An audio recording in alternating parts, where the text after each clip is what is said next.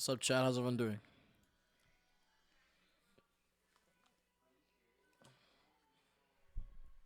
What's up, chat? How's everyone doing?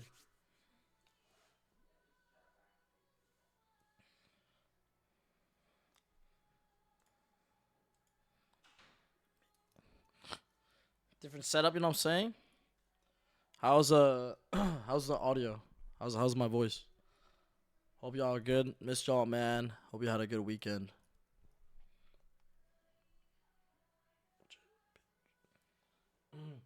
Yo, guys, I just worked on this video that I scripted. It's gonna be actually insane.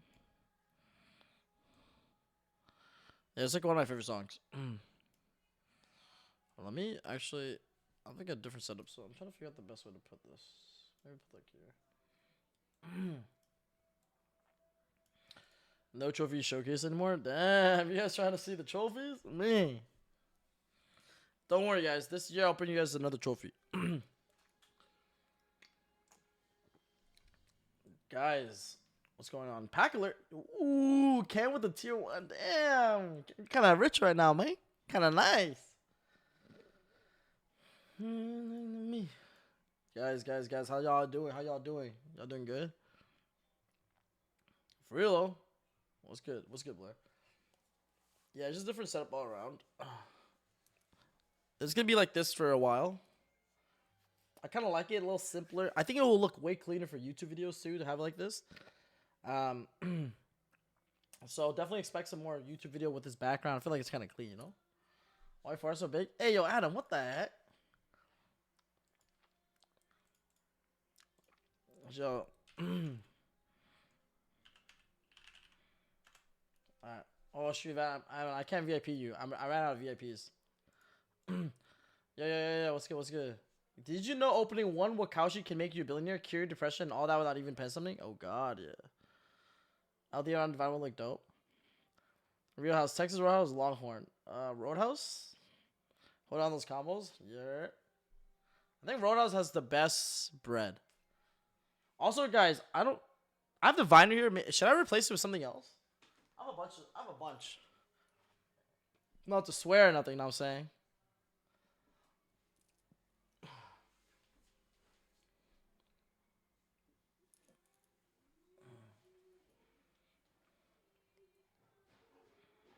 Oh, hell nah.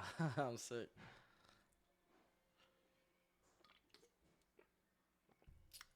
How was your weekend, guys? I had a long weekend because of MLK Day in the States. Did anyone have that? Yo, Mangless Monsivas, thank you for the prime. We're having a balling budget. I want to continue balling on a budget for sure, but you guys gotta keep in mind, I only have locals like one time a week. So for me to like do balling a budget, I have to consistently go to locals and stuff like that. But maybe I will find a different format for balling on a budget, and I will try to work on it.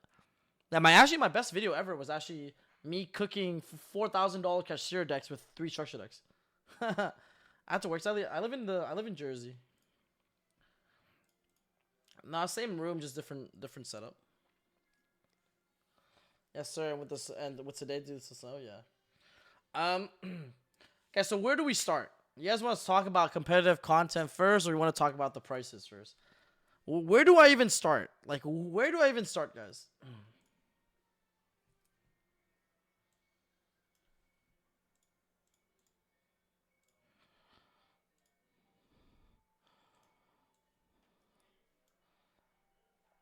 Start with competitive. Okay, sure. So, I guess we have to start from the beginning, right? Where does it all stem from? All started with MBT, no?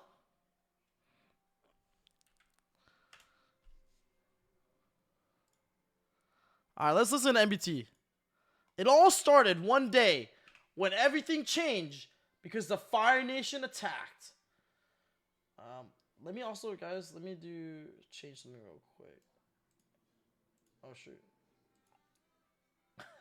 No, guys, you can see the thing over there. This is the other cam.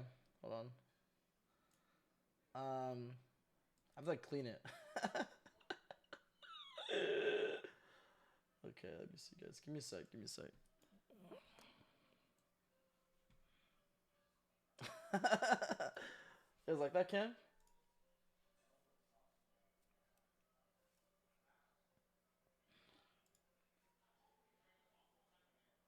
Okay, let me see. So, watching chats. Okay, let me do this.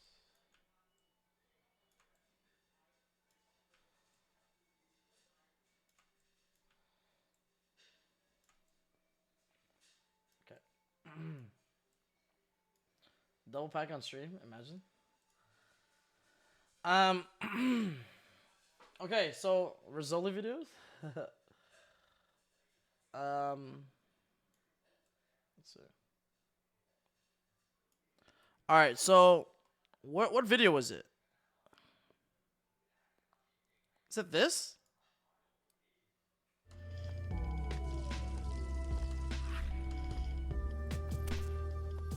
I want to talk about a Hexlex tweet. So a couple of days ago, YG Organization changed hands. If you're unfamiliar with this website, they do a really good job of reporting on new cards released into the OCG, which gives us a several month window to prepare for those cards coming here. If you want to stay up to date on premieres, it's the best place to do so, and apparently someone else thought so because they purchased the site. They also redesigned how it looked. I've seen a lot of tweets talking about how frustrating it is that it now looks like every other Web 2.0 website, but like, really? You're nostalgic for this layout? Anyway, YG Organization recently started posting opinion articles. I'm not sure if this is going to be a one-time thing or the start of a new series of articles by the previous site owner, but regardless, we got one for the new ban list, and as Hexlex points out in this tweet, it's not very useful. This article is meant to be a bit of an explainer for the new Yu-Gi-Oh! Forbidden Limited list that goes into effect on January 1st, 2024. And it does so by going through each individual hit and offering a little bit of the author's insight into why that hit happened and what it means for the upcoming format. Except it's not written as a technical text explaining a ban list, it's written as like a giant bomb article. And this kind of shit. There's gamer-adjacent AVGN-style takedowns just sort of peppered in with actual insight, and as a result, it occasionally ends up a little difficult to read. Now, Hexlex condemns this just a little bit, but I want to get out in front of the hate. I think this article is fine. I think this article is very successful at what it sets out to be, which is one person's sarcastic takedown and opinion piece about the new list. In the resultant discussion, however, I found that people not only thought the article was bad, but they didn't really have a good vocabulary for explaining why it was bad. That's because they couldn't separate the badness of this article from the badness of over a decade of Yu-Gi-Oh! Content. This article is just one more in a pattern of years of Yu-Gi-Oh! Reporting that has largely usurped informative articles with content creator-style sarcastic jabs at whatever they're talking about. This kind of begs the question, why are Yu-Gi-Oh! Players so bad at talking about Yu-Gi-Oh! Cards? Articles like the one in the Hexlex tweet are so emblematic of just how weird Yu-Gi-Oh! Reporting has gotten. Discussions of cards are so often framed in the language of, oh, thank God this card is gone, I hated playing against it, or this card made me feel like an asshole, and so infrequently in like terms of this card is good or bad for the upcoming format. So today, I want to interrogate why Yu-Gi-Oh! Players suck at talking about the cards that we use to play the game that we all love. And guys, I'm so guilty of this. Bro, if you guys watch my deck pool, sometimes I'll be like, yo, this card is broken. I'm just like, yeah, this shit's broken. Like, it's broken. Just play. You know what I'm saying? Like, it's broken. Like, broken. You know what I'm saying? Like broken again. Like, it's just good. Thankfully, I think there's 3 reasons for this, which means we can sort them into categories. Oh, but how do I explain connector? Normal summon connector. GG. Yo, guys, this card's crazy. You know what I'm saying? Like I'm definitely guilty of this. 100%. It would be crazy for me to not admit that. That will be separated by a title card now. Okay, I hate to harp on this literally every time I talk about Yu-Gi-Oh!, but let's check out a parallel card game in Magic the Gathering. To my understanding, Guys, Magic largely doesn't have this problem. But yes, there are content creators that will make articles that sound exactly like what I'm complaining about, and certainly there's no shortage of individuals who will make reaction-style videos when Magic's ban list gets updated, but those are paired alongside a robust infrastructure of individuals talking about what the changes mean for the various impacted formats. In my opinion, the reason Magic the Gathering players are able to have that kind of intelligent discussion is twofold. Firstly, there is a reason to get to know every single card in the set. Yu-Gi-Oh players are usually not particularly literate when it comes to what's legal. This isn't really their fault. There's one format and every card that's ever been printed is legal. You're not going to remember like Taylor of the Fickle exists, for instance, right? Yu-Gi-Oh players specialize early. Usually they go to a tier list video, pick a deck they think looks like something they'd enjoy, learn the ins and the outs of the strategy, and just sort of hope whatever your opponent's doing isn't going to interact with you in any sort of meaningful way. If you play a deck like MathMech that occasionally gets new pieces of support but isn't itching for anything new, you could go like literal years without reading or learning any of the new cards. Inversely, if you want to play competitive Magic the Gathering, you are working with a much smaller card pool, and as a result, you need to be much more familiar with what cards play what roles. If you want to play one of Magic's limited formats, you are going to need to know what cards are good in that format, why, and in what scenarios you will pick those cards for inclusion into your strategy, which dovetails nicely into the second reason that I think they're able to have this conversation more effectively. Cards in Magic the Gathering are powerful based on what format they are being played in. Something that's strong in Standard might not be very strong in Modern, or something that's strong in Modern might not have legs in Standard. This means that every single card that is released is going to be scrutinized from a bunch of different angles. Is it playable within a draft format? Is it playable in one of several constructed formats with wildly varying power levels? And in doing so, Magic the Gathering players develop a skill for card evaluation that has to be practiced even by casuals. I can't make that clearer than the fact that there are entire formats dedicated to rewarding that expression of skill, evaluating cards and then deck building afterwards. Yu-Gi-Oh players don't actually ever have to exercise that part of their brain. It's really difficult for people to elucidate specifically why individual cards released in a new set are bad if they've never developed the underlying skills necessary to declare why any card is good or bad, or in what context it could be played. There's no limited format, there's a culture of net decking in Yu-Gi-Oh, which brings me to... I guess he's saying it's hard to distinguish between, like, how to determine a good Yu-Gi-Oh card and how to determine a bad Yu-Gi-Oh card. Bro, that sounds like a video. What is a good Yu-Gi-Oh card and what is a bad Yu-Gi-Oh card? I'm gonna write that down. Yo, getting video ideas from watching a video. Profit. What is a good Yu-Gi-Oh card and what is a bad Yu-Gi-Oh card? Okay. Yeah, I think that sounds like a sick video to make. And then what was the other piece he talked about? Format card is good or bad. $100 equals good card. Typically, $100 cards are good. Or in what context it could be played. There's no limited format. There's a culture of net decking in Yu-Gi-Oh, which brings me to... Net decking? I think net decking is good.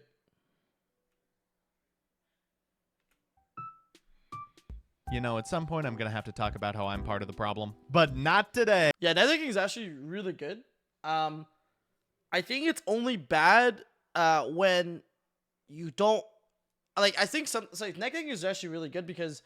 If the deck's already good, then you don't need to fix it. Like you don't need to fix it. The only thing like negative about net decking is that when you take someone's deck card for card, but you don't understand why they play X card, then you don't see the scenarios. Like you don't understand how to play the deck. That's gonna be the hardest part. Like I do think it's good though. Like I net decked my pretty much a lot. Like where I would take someone else's deck. And I would just copy it, and then I would play games with it, and then determine which cards in a deck should be taken out or which cards should I not take out, etc., etc. There are some people that are really good at this, by the way, being able to take a deck that someone else made and improve on it. It's a very hard skill actually, but I have some friends that are really good like that. Like Gunther's really good at that, where he's able to look at a deck. Figure out the crucial cards that are necessary to make the deck function and play. Take out all the shit cards, and then all of a sudden your deck list becomes way cleaner. It's way harder to do in practice, but that is definitely something that is important. I think people think that top players just come with decks out of their own, but dude, some of the greatest deck inventions came from watching other people's deck profiles. Like for example, Sky Striker Orcus was a deck that literally came to light because I don't know who it was, but a top player watched a Milano deck profile, saw Sky Striker Orcus, and was like, "Hey, this seems fun. This seems solid. Let's try it." He tried, like, he net decked his list, tried it, and was like, oh, wait, hold up. This deck's kind of broken. And then it won, like, the next couple YCSs. You know what I'm saying? Like I like that's like a lot. I mean, I'm guilty of doing that too. Like, I literally have done that a bunch. And that's simply how I start my deck building process. I would go on YouTube, chat, and I would Google, like, a deck I'm interested in. Like, I would go, like, boop, boop, boop, boop, boop, boop. Infernoble deck profile. And I would watch every Infernoble deck profile. That's how I found Rudy. That's how I found Gianfranco. That's how I found all these, like, people. Because I went on YouTube and I, like, watch all their deck profiles and I like listen to what they're saying. They're like, okay, this card is good, blah, blah, blah, blah, this card is bad, da, da, da, da, da, da, da, da, this card is broken, da, da, da, da. And then I tried it. And I'm like, wait, hold up. I think they're onto something, but I think, like, there's some improvements you can make here, you know? That's actually how I reached out to Jib, actually. Some people are rating from Jib. That's actually how I came across Infernoble, was because I saw Jib was playing it, right? And then from there, it kind of, like, we collaborated, we worked together, and we improved on it, you know? But it takes, you have to, like, at the same time, you have to, like, critically think. You have to be able to, like, watch a deck profile and be like, is this guy, like, talking shit or, like, actually fire, you know? Hey, so Yu-Gi-Oh content has just sort of shaken out in a very specific way over the last 5 years. Since COVID, and I'd argue maybe a couple of years before that, people have cared a lot more about content creators and their opinion than they've cared about the actual underlying card game. Now, I just want to get out ahead of admitting I'm part of the problem. I think that's fine. God knows caring about the progression series in 2020 was a lot more fun than whatever Cecil format was, but it comes at the cost of consistent competitive content. I'd argue that a lot of the reason why people don't feel motivated to write something like an article series interrogating the underlying assumptions of the pendulum strategy, why every pendulum deck just loads up on extenders, why people are allergic to non-engine, why for some reason almost every pendulum strategy, regardless of how it's designed, feels like people are trying to force it into the mold of Build-A-Board, is because regardless of what you say in that article, the comment section is going to look the same. People are going to be typing penned best deck because they heard a YouTuber say it once. That's why a lot of these articles mirror the same type of language that Hey guys, you I would see have in a video coming out. YouTuber It's style called breakdown. The people who Why are writing it are You're responding to the Not wants of a Winning in community Yu-Gi-Oh. It's that coming has out, I think, largely like, displayed they maybe want to see the tomorrow or Bussy the Boy day and after. Farfa argue for the It's getting 50th worked on right time now. I more finished than the they script want and to I see just a recorded the breakdown video. of what the Sun Avalon combo definitely actually expect looks that like. soon. The domination of I think it's a individual really good discussion personalities and video. the decks that they champion also dovetails nicely And into one of the the topics third was problem. literally something I tweeted, which was, if you guys saw, one of the things was actually something I tweeted, which was learning how to play Yu-Gi-Oh rather than learning how to play a specific deck. And that's one of the things I kind of covered in the video. So this is, like, one of the things I kind of, like, covered. Okay. So I think that should be good. That should be out soon. So definitely expect that out. Yeah, I'll lower Joseph a little bit. So definitely be on the lookout for that. We talked about Magic in the first third. I'm now going to talk about Pokemon. Yu-Gi-Oh! Has a lot of the same baggage as Pokemon. Competitive Pokemon is super interesting and engaging, but regardless of how interesting or creative the teams that people come up I with... be preaching this. People copy and paste decks, but I feel like you learn so much more if you build your own. Yo, what's good, Cyrex? How are you, bro? Yeah, dude, it's so true. Like, it's like adding your own spice, building your own deck is such an integral part of Yu-Gi-Oh. And also, like, if you learn Yu-Gi-Oh fundamentals, you can play any deck in the game and perform. And, like, the things I talk about are, like, for instance, like, understanding trigger effects, understanding, like, rulings, understanding, like things that are, like, this has nothing to do with your deck. Like, understanding turn play priority, like priority super poly, priority droplets on resolution. Like things like that aren't really specific to a deck. Like, stuff like, for example, damage step, right? If you learn how Yu-Gi-Oh works, and you have that strong core fundamentals of, like, the game and, like, the interactions, like, that is, like, a big part of why you would do well, because of the mileage you get from having that strong understanding. Like, bro, if you look at, like, the top players across the board, they play a different deck almost every single event. How are they able to pick up a new deck literally a week in between or 2 weeks in between, play a completely different deck and completely smoke their opponent? It's because like they understand interactions. Like they understand like the core fundamentals of Yu-Gi-Oh! Yeah, like chain blocking. Yeah, organizing your chain links in a way so that one of them will guarantee resolve. Like, how do you decide what is chain link 1, what is chain link 2? How do you decide which card you start with, right? Like, has nothing to do with your deck, by the way. Like, it's not specific to a deck. It's like holistic. It's like overall integral to how you play the game, and that's what I wanted to kind of cover, because I think MBT is advocating for like, yo, can we put a guide on how to play Virtual World? Can we put a guide to play this deck, this deck, this deck? It's like, bro, that will not help you get better. That will not help you at all. Like, in reality, it might actually make you worse. Because the thing with Yu-Gi-Oh! Is that it's constantly evolving. Unless it's like maybe a tier limit format, like maybe it's like a tier format where the deck is legal for 9 months, then sure, like understanding tier limit to like the fullest extent is like really, really good. And maybe there should have been an article written for tier limit and like a primer explaining all these different things you need to understand about tier limit, blah, blah, blah, blah. But at this moment in time, at the formats we're in, Yu-Gi-Oh! Evolves so fast that it is not, like, it will not do you good to put out like a how to play X deck. It just doesn't. Like, especially if you're trying to do well at an event, right? That's how I feel about it. Like, I don't think like making like how to play X video on a deck is gonna help you, because a lot of it is gonna be like actually getting into the game and playing like the game itself. Like for example, a good example is like I think even with the format coming out in like Weiss' Vegas, right? Like Weiss' Vegas is gonna introduce Fire Kings, Rescue Ace, Labyrinth is gonna be full power. A bunch of decks are gonna be really, really strong now.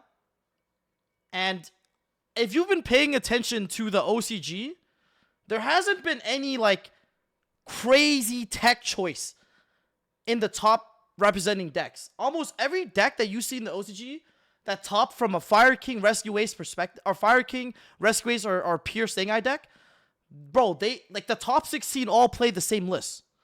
Like they legit almost carbon copy 5 card different, maximum between main and side different. And it's because like it's not about the list, is like, you know, getting like learning the list. And by the way, practicing the turn 1 combo, it's not even good use of your time. Like what you need to, if you want to be good and you want to perform at Weiss' Vegas or like the upcoming Weiss's, you have to play. And I know it sounds crazy, like it sounds kind of controversial, like damn, you gotta play Yu-Gi-Oh to get good at Yu-Gi-Oh. Like it sounds kind of crazy, you know what I'm saying? But you really gotta play. Like I'm talking about, like I've been playtesting the mirror match, and it is so technical. Like there is so much happening, bro. There is like literally 10 different chain links happening. I almost feel like I'm in a tier limit format.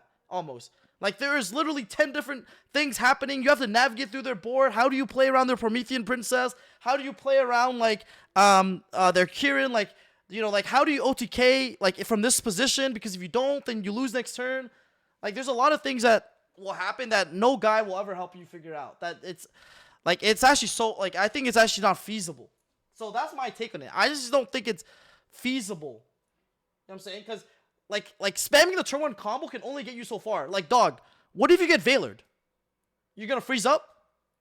You know what I'm saying? Like you're gonna be like, oh shoot, he Veilered me. Damn, the combo, guys, because especially didn't have what you do if you get Veilered here. The combo will tell you what to do if you get Asher. The combo didn't tell you what to do if you get Nibbed you. You know what I'm saying? Like these are things that like you have to like go, like you have to go first, play your hand out, and literally get punished, absolutely smacked by your opponent's non-engine for you to understand, like, okay, because I played my hand out in this way, I lose to these specific non-engine that my opponent has.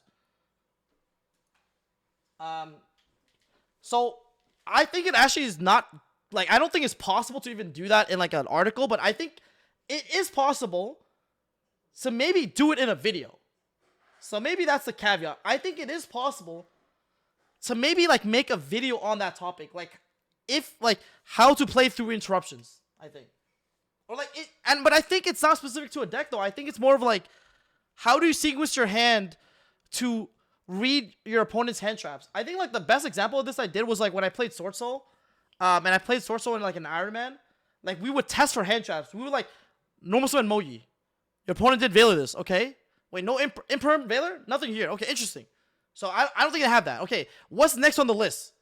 Nibru? Like Nibru, Ash? Right? Like what's next? Like these are the type of things that like should be going through your head. I honestly, I think maybe I can turn that into a video. Like how do you sequence your hand to like read your opponent's like hand traps or something like that? Maybe that could be a good one. Because I think that could be really helpful. I'm down to make that type of video. I have a bunch of videos I like, a bunch of idea topics I wrote down already that I'm gonna work on. The comment section of every Weedle to a Needle Yeah, video but is these going to videos, guys, are by the way, are scrappy. I'm talking about like if I do a video like that, I'm talking about this. These are 2-hour long videos. Like it's not something like I can discuss in like 10 minutes. Meet the YouTube algorithm, you know what I'm saying? Like this is something like you like go in, you know what I'm saying? Like you like deep dive, like you know what I'm saying? Like those are deep dives topics. So from an algorithm perspective, it's complete ass. But I do have an advantage, guys. You wanna know what my advantage is? I think my YouTube audience is like addicted to 2-hour-long videos. For some reason, they've been performing. It makes no sense, but I think it kind of makes sense because I guess like people like seeing me play. But I think I'm gonna do guys. I was thinking about going to locals, but instead of filming, like instead of filming from like instead of filming it like this, let me show you guys what I mean. And so I was thinking about what if I attach a GoPro to my chest, and so you guys can see my exact hand.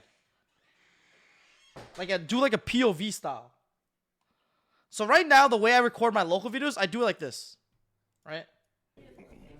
This is how I currently do my videos. What if I like take a GoPro, put that shit to my chest like an Iron Man, from Iron Man, you know what I'm saying? What if I just like put like this is like the core, just put that shit on my chest and just like record, you know? POV. So you see my hand, and then you see the order in which I play the cards out of my hand. That's just kind of fire, no? See winter kills to get an idea. Ooh, okay, I can peep that. I think that would be kind of hot.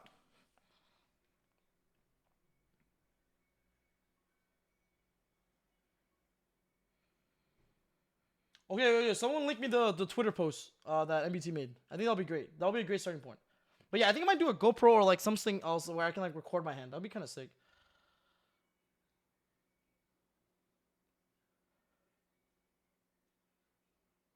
Then your opponent sees your hand from the reflection of the GoPro keck. That would be quite unfortunate. Okay.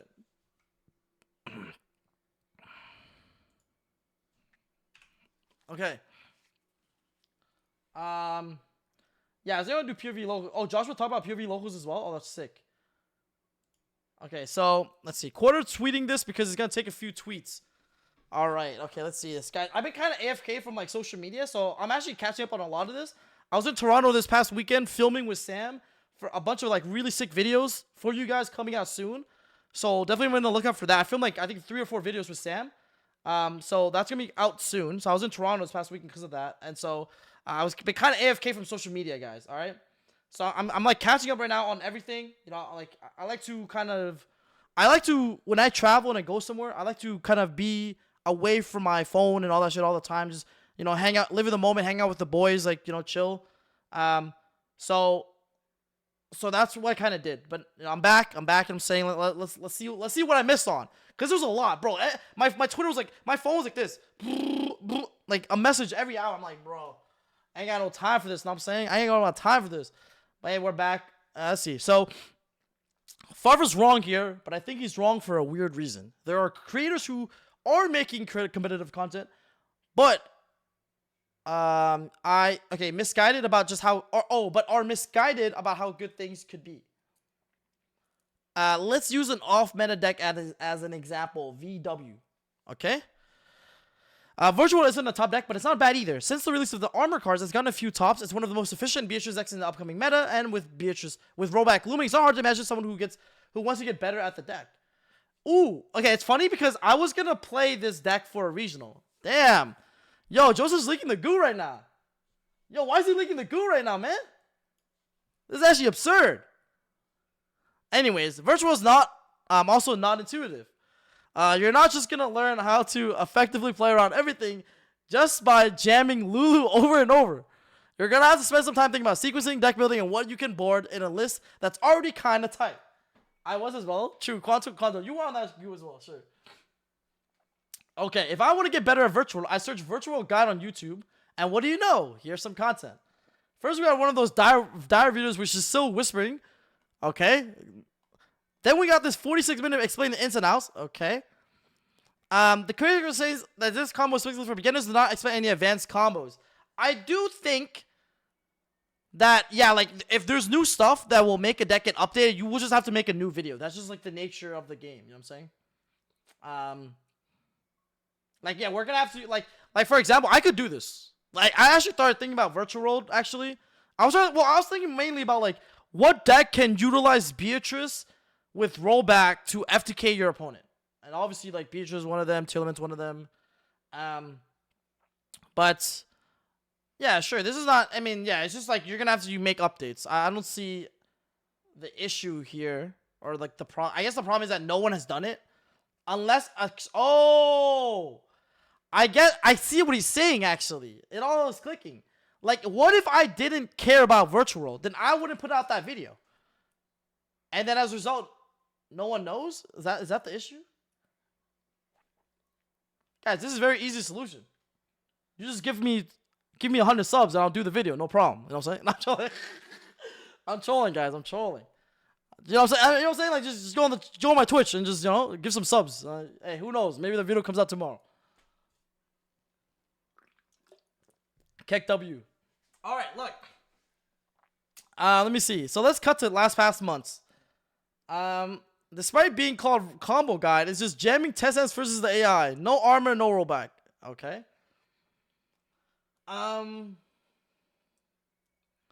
So nothing on YouTube for people looking to improve their play. Let's go to Google. Looking at virtual guide gives us a ton of resources for beginners.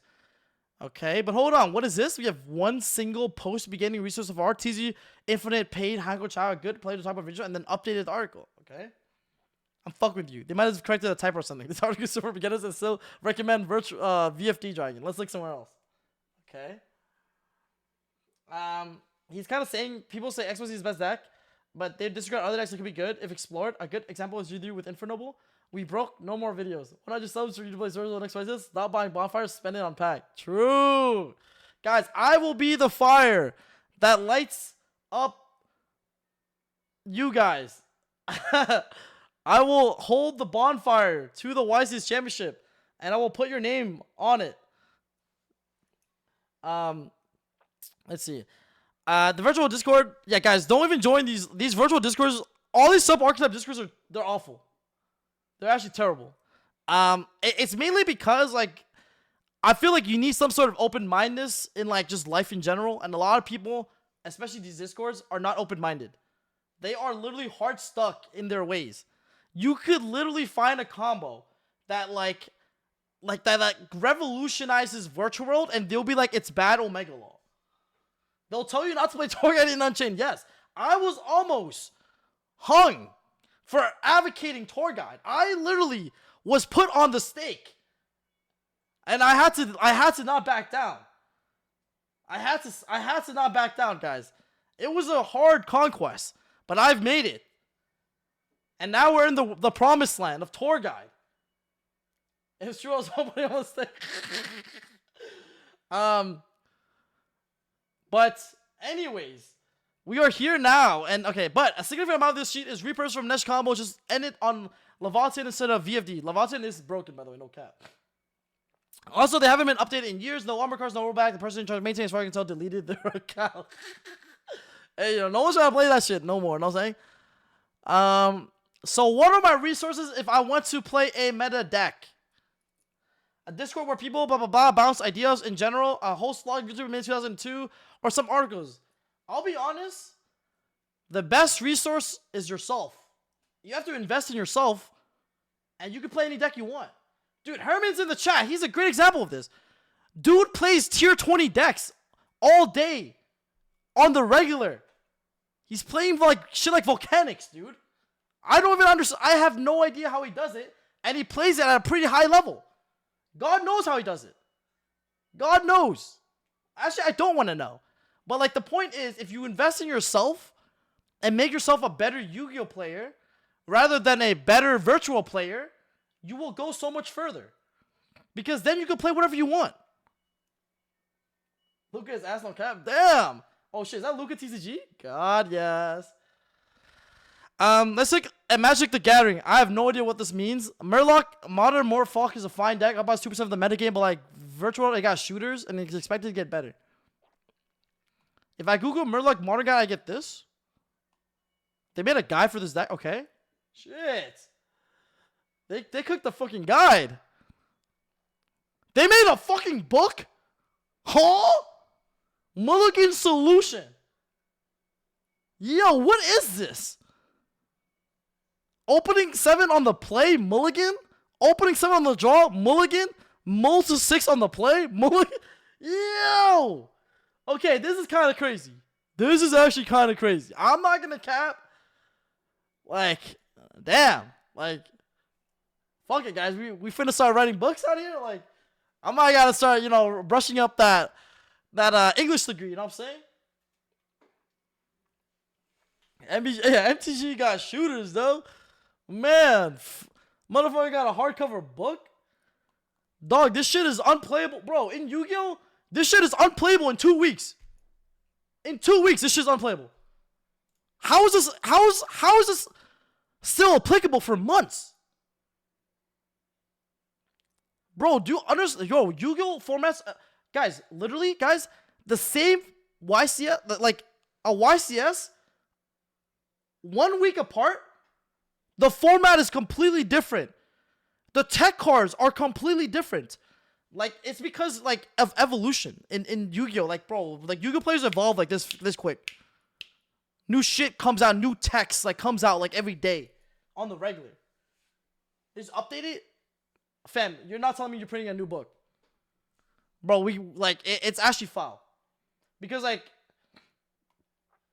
this is crazy. Not to jerk this single piece of content off too much, but this is going to say Mulligan Guys, Cyborg Stars, dozen of variant, da-da-da-da. Okay, keep going. What do we find? CFV articles written by people with tops discussing how new folk releases might slot into existing strategies. Okay. I'll spread more? Fam. Using YouTube NetSus, 3 different videos. It could be easy to look at a combo tutorial from a pack stream 2 years ago and thinking, oh, well, Yu-Gi-Oh's resources. Hey, yo! I'm not getting shot right now. I'm trolling. It's obviously discourse, guys. It's just discourse. But there's nothing anyone can be remotely anything like this. The best we can manage are some intro to videos at the start of a deck's lifespan. Yo, thank you for the tier 1.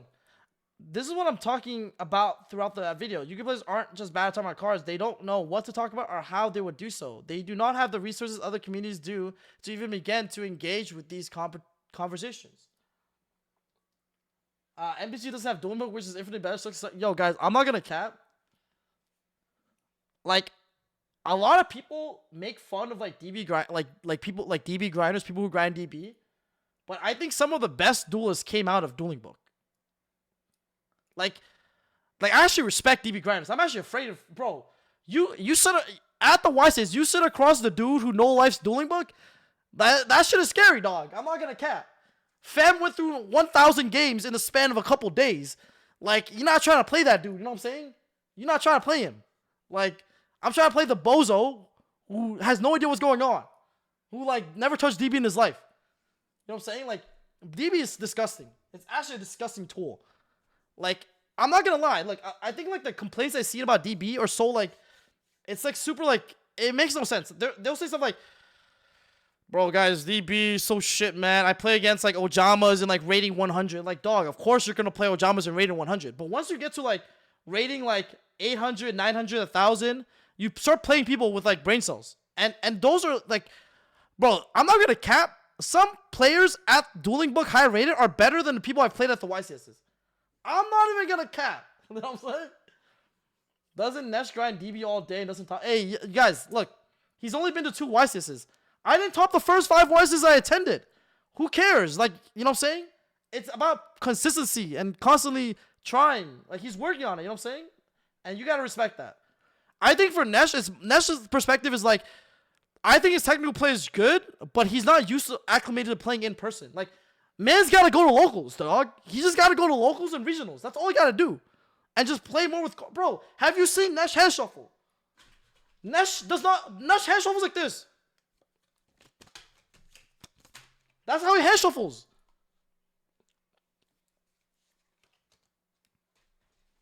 He had the battle getting murdered by Midor. Yeah, so it's like, you know what I'm saying? Like, cause like, by the way, you know, like, people don't really talk about this, but I think, there are different components to being good at Yu-Gi-Oh! You could be good at Yu-Gi-Oh! From like a technical play perspective, good at deck building. You have to also be good at like the table. And what I mean by that is like, when you're at like a tournament, being able to manage your time, knowing how to call judge, like, paying attention to what's happening, like the actual like playing the game itself, like being good at the table is like a very hard skill to have. Being good with time, shit like that stuff is like not something that like you could learn. I think it kind of like comes with more tournament experience unless someone tells you.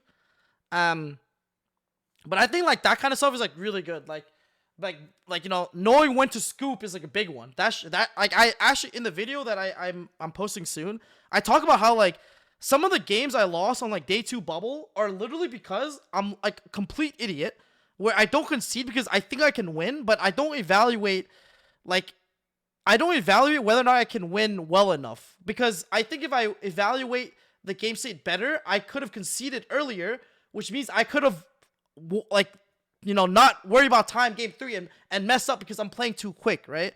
Like these are kind of like the stuff that you might not mess up from a technical play perspective, but you're messing up at the table. Like you're messing up managing your time. Like, you know what I'm saying? Yeah, like Nesh does this thing called the infinite Tsukiyomi. Do you guys know what the infinite Tsukiyomi is? He sits there, play 1 hour game 1s. 1 hour game 1s, bro. It's like, fam, like there's 45 minutes in the round. Scoop. Go game 2. You know what I'm saying? But hey, look, it is what it is. Anyways, so let's see. Let's go back to the topic at point. What is this talking about? There's nothing anywhere in the community remote anywhere like the best we can do is manage some intros to at the start of a video. That's what I'm talking about. Okay, the people aren't bad at talking about cards. They don't know what to talk about and how to do so. Okay. Yeah.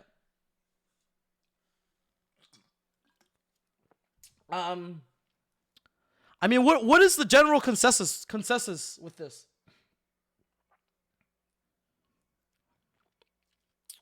So I agree with some what MBT is saying. I also disagree with some points. I'm on the, like I said, I personally think that like it is not a good use of resources to learn how to play deck. I think it's better to learn how to play how to learn the fundamentals of Yu-Gi-Oh. Like I think like a video on how chain links work is actually more beneficial than learn how to play a specific deck. Super detailed. If that makes sense. Because dude, guys, like you have to be like Magaraga.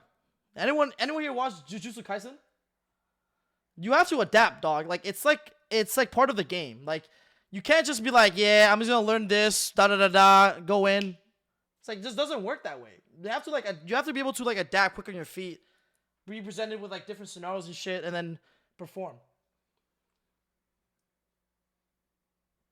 So yeah.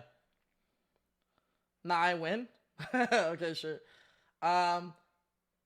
Yeah. So, but the biggest thing for me, I think that something that helps a lot of players is, I think that what's gonna really help is gonna be stuff like Dueling Book. The reason why Dueling Book is such a good platform is because I don't know if you guys remember, but some of my earliest content when I first started streaming, if anyone was there for the first 1 or 2 months of streaming, all I streamed was me playing Dueling Book and me watching over my replays. That was actually the first month, and I did this for non-stop. Like I literally just played Dueling Book, and then like I'm like, bro, I would click watch replay after the match, and be like, fuck, like where did this shit go wrong? And I'm not gonna lie, guys, it's actually crazy because I went through like memory lane recently, where I like watched some of my like really old DB games against like I played against like Cam and like an LCS way back when. I'm like, dude, I played so fucking shit, bro. I played against Ruben in one of the LCSs where I had like fucking skill drain up. I had like 5 different floodgates and I lost. I literally was like perplexed at how shit I played. But it's like it's like nice because like you like look back and you're like, damn, like this is crazy. Like this, thank God I look at my misplays. Thank God I look back at like what I was doing, because I think the issue that you'll see with a lot of duelists is that like this happens a lot, especially at the YCSs. Your friend comes up to you, they're like, yo, I got sacked, bro. Like, fuck, man, this guy opened this, and this. And then they'll tell me their hand. And then I'm like, wait, so how did you start your hand off? And like, how did you play it out again? They'll tell you. And I'm like, dude, but like, why didn't you do it the other way? And then they'll be like, oh, shit. Damn, I didn't think about that. And like, your real friends holds you accountable. Your real friends hold you accountable. And I think like that's like it's like a mindset shift almost, right? Like more realizing more like, okay, like just control what you can, right? But yeah. So let's see. But like the best example I can give is like I'll take like Jesse for example. Like Jesse, like it's a good example of like once you learn how to play Yu-Gi-Oh, you don't need to like learn how to play a deck as much. Bro, this is how like I'm actually glazing crazy right now. I got sauce all over my mouth type shit. But like Jesse literally does not like I tested with the dude for like Sao Paulo, and he like did not play a single game until the Friday before the YCS, and he like just like played around Nib and knew how to play all this shit. I'm like, dude, what the fuck? I'm like, dude, I spent fucking weeks learning how to play this deck, and you just show up and like know how to play around all these cards. Like, come on, man, it's just not fair. Like, this just not fair, man. I do that too. Like, Herman, this just not fair. I'm just like, dude, like how are they able to do this every YCS? And then like, one of my buddies, Gunther, was telling me that he was in a call with Jesse recently. Jesse was like literally first time looked at Fire King and was doing plays with the deck that we were doing week 2. And he was doing that day 1. I'm like, dude, I'm like, dude, this shit's fucking dumb, bro. This shit's not right, man. And that like clicked for me. I'm like, dude, like if you like I'm saying like it's just like it's like the way the brain works, you gotta train it. You gotta train your brain to like function that way. And when you have done it over like a multitude, decades of years, like that's gonna come natural to you. But guys, the fact of the matter is, chat, I'm sorry to break this down to you, y'all are not Jesse, and I'm not Jesse. And like you know what I'm saying? So we gotta work a little bit harder. We gotta play a little bit more. You know what I'm saying? We gotta play a little bit more. We gotta like grind a little bit harder. We gotta play a little bit more Dueling Book. And that's what the truth of the matter is. You like people don't want to admit they're trying to get shortcuts and shit. Like, bro, no primer saves you from this. No article saves you. No article. At the end of the day, you gotta put in the work. You gotta be playing. You gotta be dueling. Because I'm telling you, like a lot of these formats where it's very interactive. Like if you look at the Fire King deck, there's like no negates. Like there's like almost no negates. You're in the mirror. If anyone has been testing the YCS Vegas format, whatever, there's almost like no negates.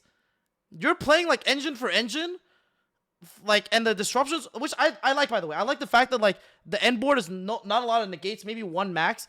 I like that. I like it's very interactive. Like you're using your disruptions and ways to like interact with your opponent. But you're not just saying like no. You're not just like solemn judging your opponent, all that shit, whatever. You're like literally like actually grinding. You're playing. You're like looking for outplays, small outplays here and there, similar to like tier format, and then you'll see that like it's usually the same people that do well in these types of formats because they've gotten a lot of experience prior. But a lot of it comes from playing the game and like really understanding like how do you improve as a player rather than getting better as like, you know what I'm saying, at certain stuff. So there's that. Okay. I'm 1-0 against Joshua Master, so much better. Keck. I'm 1-0 against Jesse on Master Ladder, so therefore I'm better. Nah. Okay. I think I think I saw someone else talk about this, right? I was actually on Josh's stream when he was talking about this, so maybe we can watch that. I think I literally see myself in the stream. What is it? My problem with competitive Yugioh. Oh, this one, yeah. Okay, let's take a look at this. To keep up with. This is. I was in a stream actually. I actually happened to be in a stream live when this happened. Actually, I forgot what day of the week it was. Discussions going on over my holidays, and I didn't really dive into it because I was on holidays, and I wanted to see if I actually watched this video. I actually watched the Team APS video already. Started with this video, which is titled "Why Are We So Bad at Talking About Yu-Gi-Oh cards?" Oh yes, perfect. All right, guys. Part A, now we're part B. Okay, we're at part number 2. I love Josh, but he was yapping. Oh, okay, let's find out. Spend a fair amount of time thinking about, and I wanted to join that discussion, and for that I need to, get myself up to date. So Yu-Gi-Oh content has just sort of shaken out in a very specific way over the last 5 years. Since COVID, and I'm gonna speed this up a little bit. Before that, people have cared a lot more about content creators and their opinion than they've cared about the actual underlying card game. Now, I just want to get out ahead of admitting I'm part of the problem. I think that's fine. God knows caring about the progression series in 2020 was a lot more fun than whatever Cecil format was, but it comes at the cost of consistent competitive content. I will say... After you top this way, something how you sign call it a primer.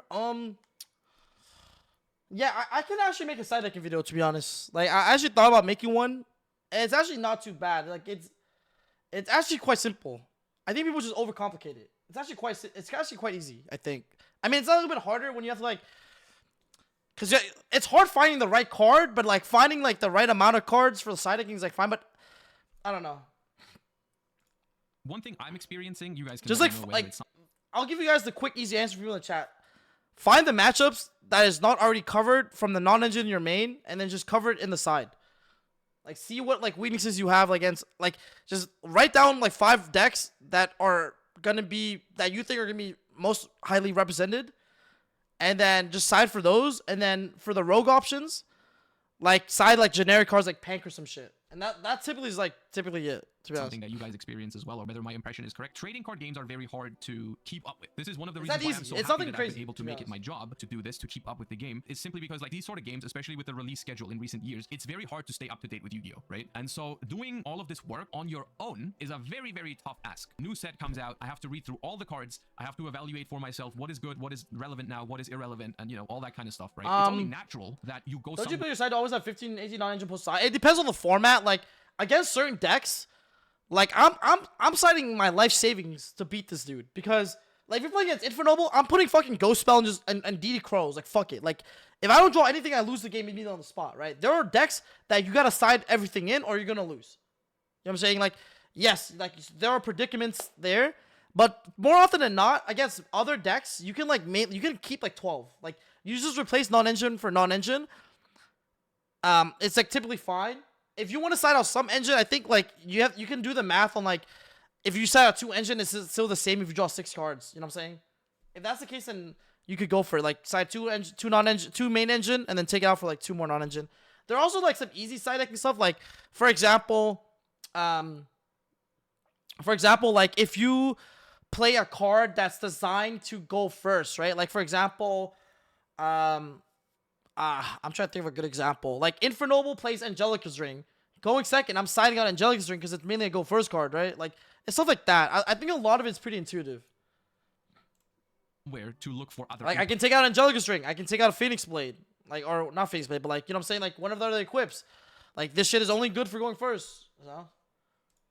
Whether it's we're taking out reframing and Manadia. Balanced reaction, go watch a set review of the newest set, whatever. This is why people consume content, right? I mean, it only makes sense, right? It's a very natural thing, and I'm sure people do the same in other card games, right? They want someone else to look at this set of 100 new cards into the game and tell them what is good, what is bad. You go to someone, a content creator that you trust. It's a very, very normal thing. I do this. Why would you do everything from scratch when there is resources out there? This is not even exclusive to card games. People do that in every single game. You go watch freaking guides or anything like that just to save time, because time is precious. I would argue if you watch someone who creates good Yu-Gi-Oh content and knows how to explain, you know, why a card is good or why a deck is good, explain it well, and you follow their thought process, you learn how to evaluate things, right? That's why a lot of these articles mirror the same type of language that you would see in a YouTuber-style breakdown. The people who are writing it are responding to the wants of a community that has largely displayed they want to see the Bussy Boy and Farfa argue for the 50th time more than they want to see a breakdown of what the Sun Avalon combo actually looks like. Maybe this is just a different perspective because of the kind of community that we've fostered. I'm pretty sure the culture in MBT's chat is different than it is here, but I feel like we don't have that problem. I feel like if I set the tone for it to be a serious discussion, we have serious discussions, right? Like, we can have that. We have the trolling and all that and the pen best deck and all that in the right moments, but I do feel like this could be an issue of different Twitch streamers having just fostered a different I'm doing the chat, year-long content creation in a certain way, right? But one thing we absolutely can change I was like in this, individual I like is our mindset. remember It is good to that practice skills I like had no evaluation idea that what was usually don't going get on, tested. It's a and I tuned into Josh's stream in the morning because I work,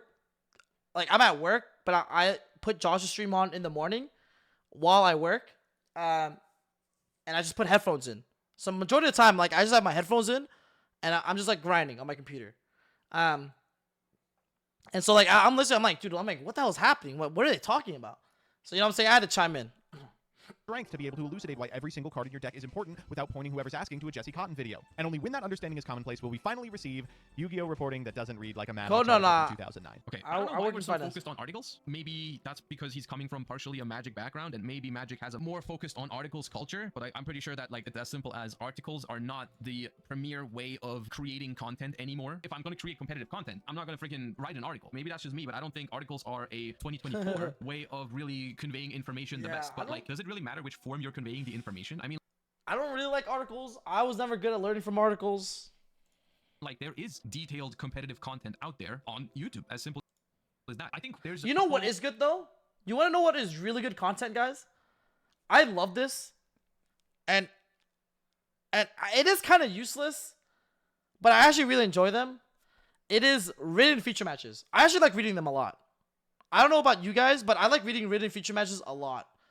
I know like they're not necessarily articles, but like I would learn from those from written feature matches too. Like I remember, actually, if you guys go back to the SJC era, in the SJC era, they actually, this shit is so archaic that they were fucking doing written features back in 2008. But anyways, back then, I mean, still now, like one of the ways that I think, was it Joji Orlando or like was it metagame.com? I forgot the website, but there's a top duelist back in the SJC era that said one of the ways that he got better was he would read feature matches and block the other half, and then like for example, he would read like, okay, this person starts with this 5-card hand, how would they have played this hand out? And this was during like the era of GOAT format and shit. Like you're fucking like deciding between setting one back row or setting a monster or summoning the monster in attack. Those are your decision point.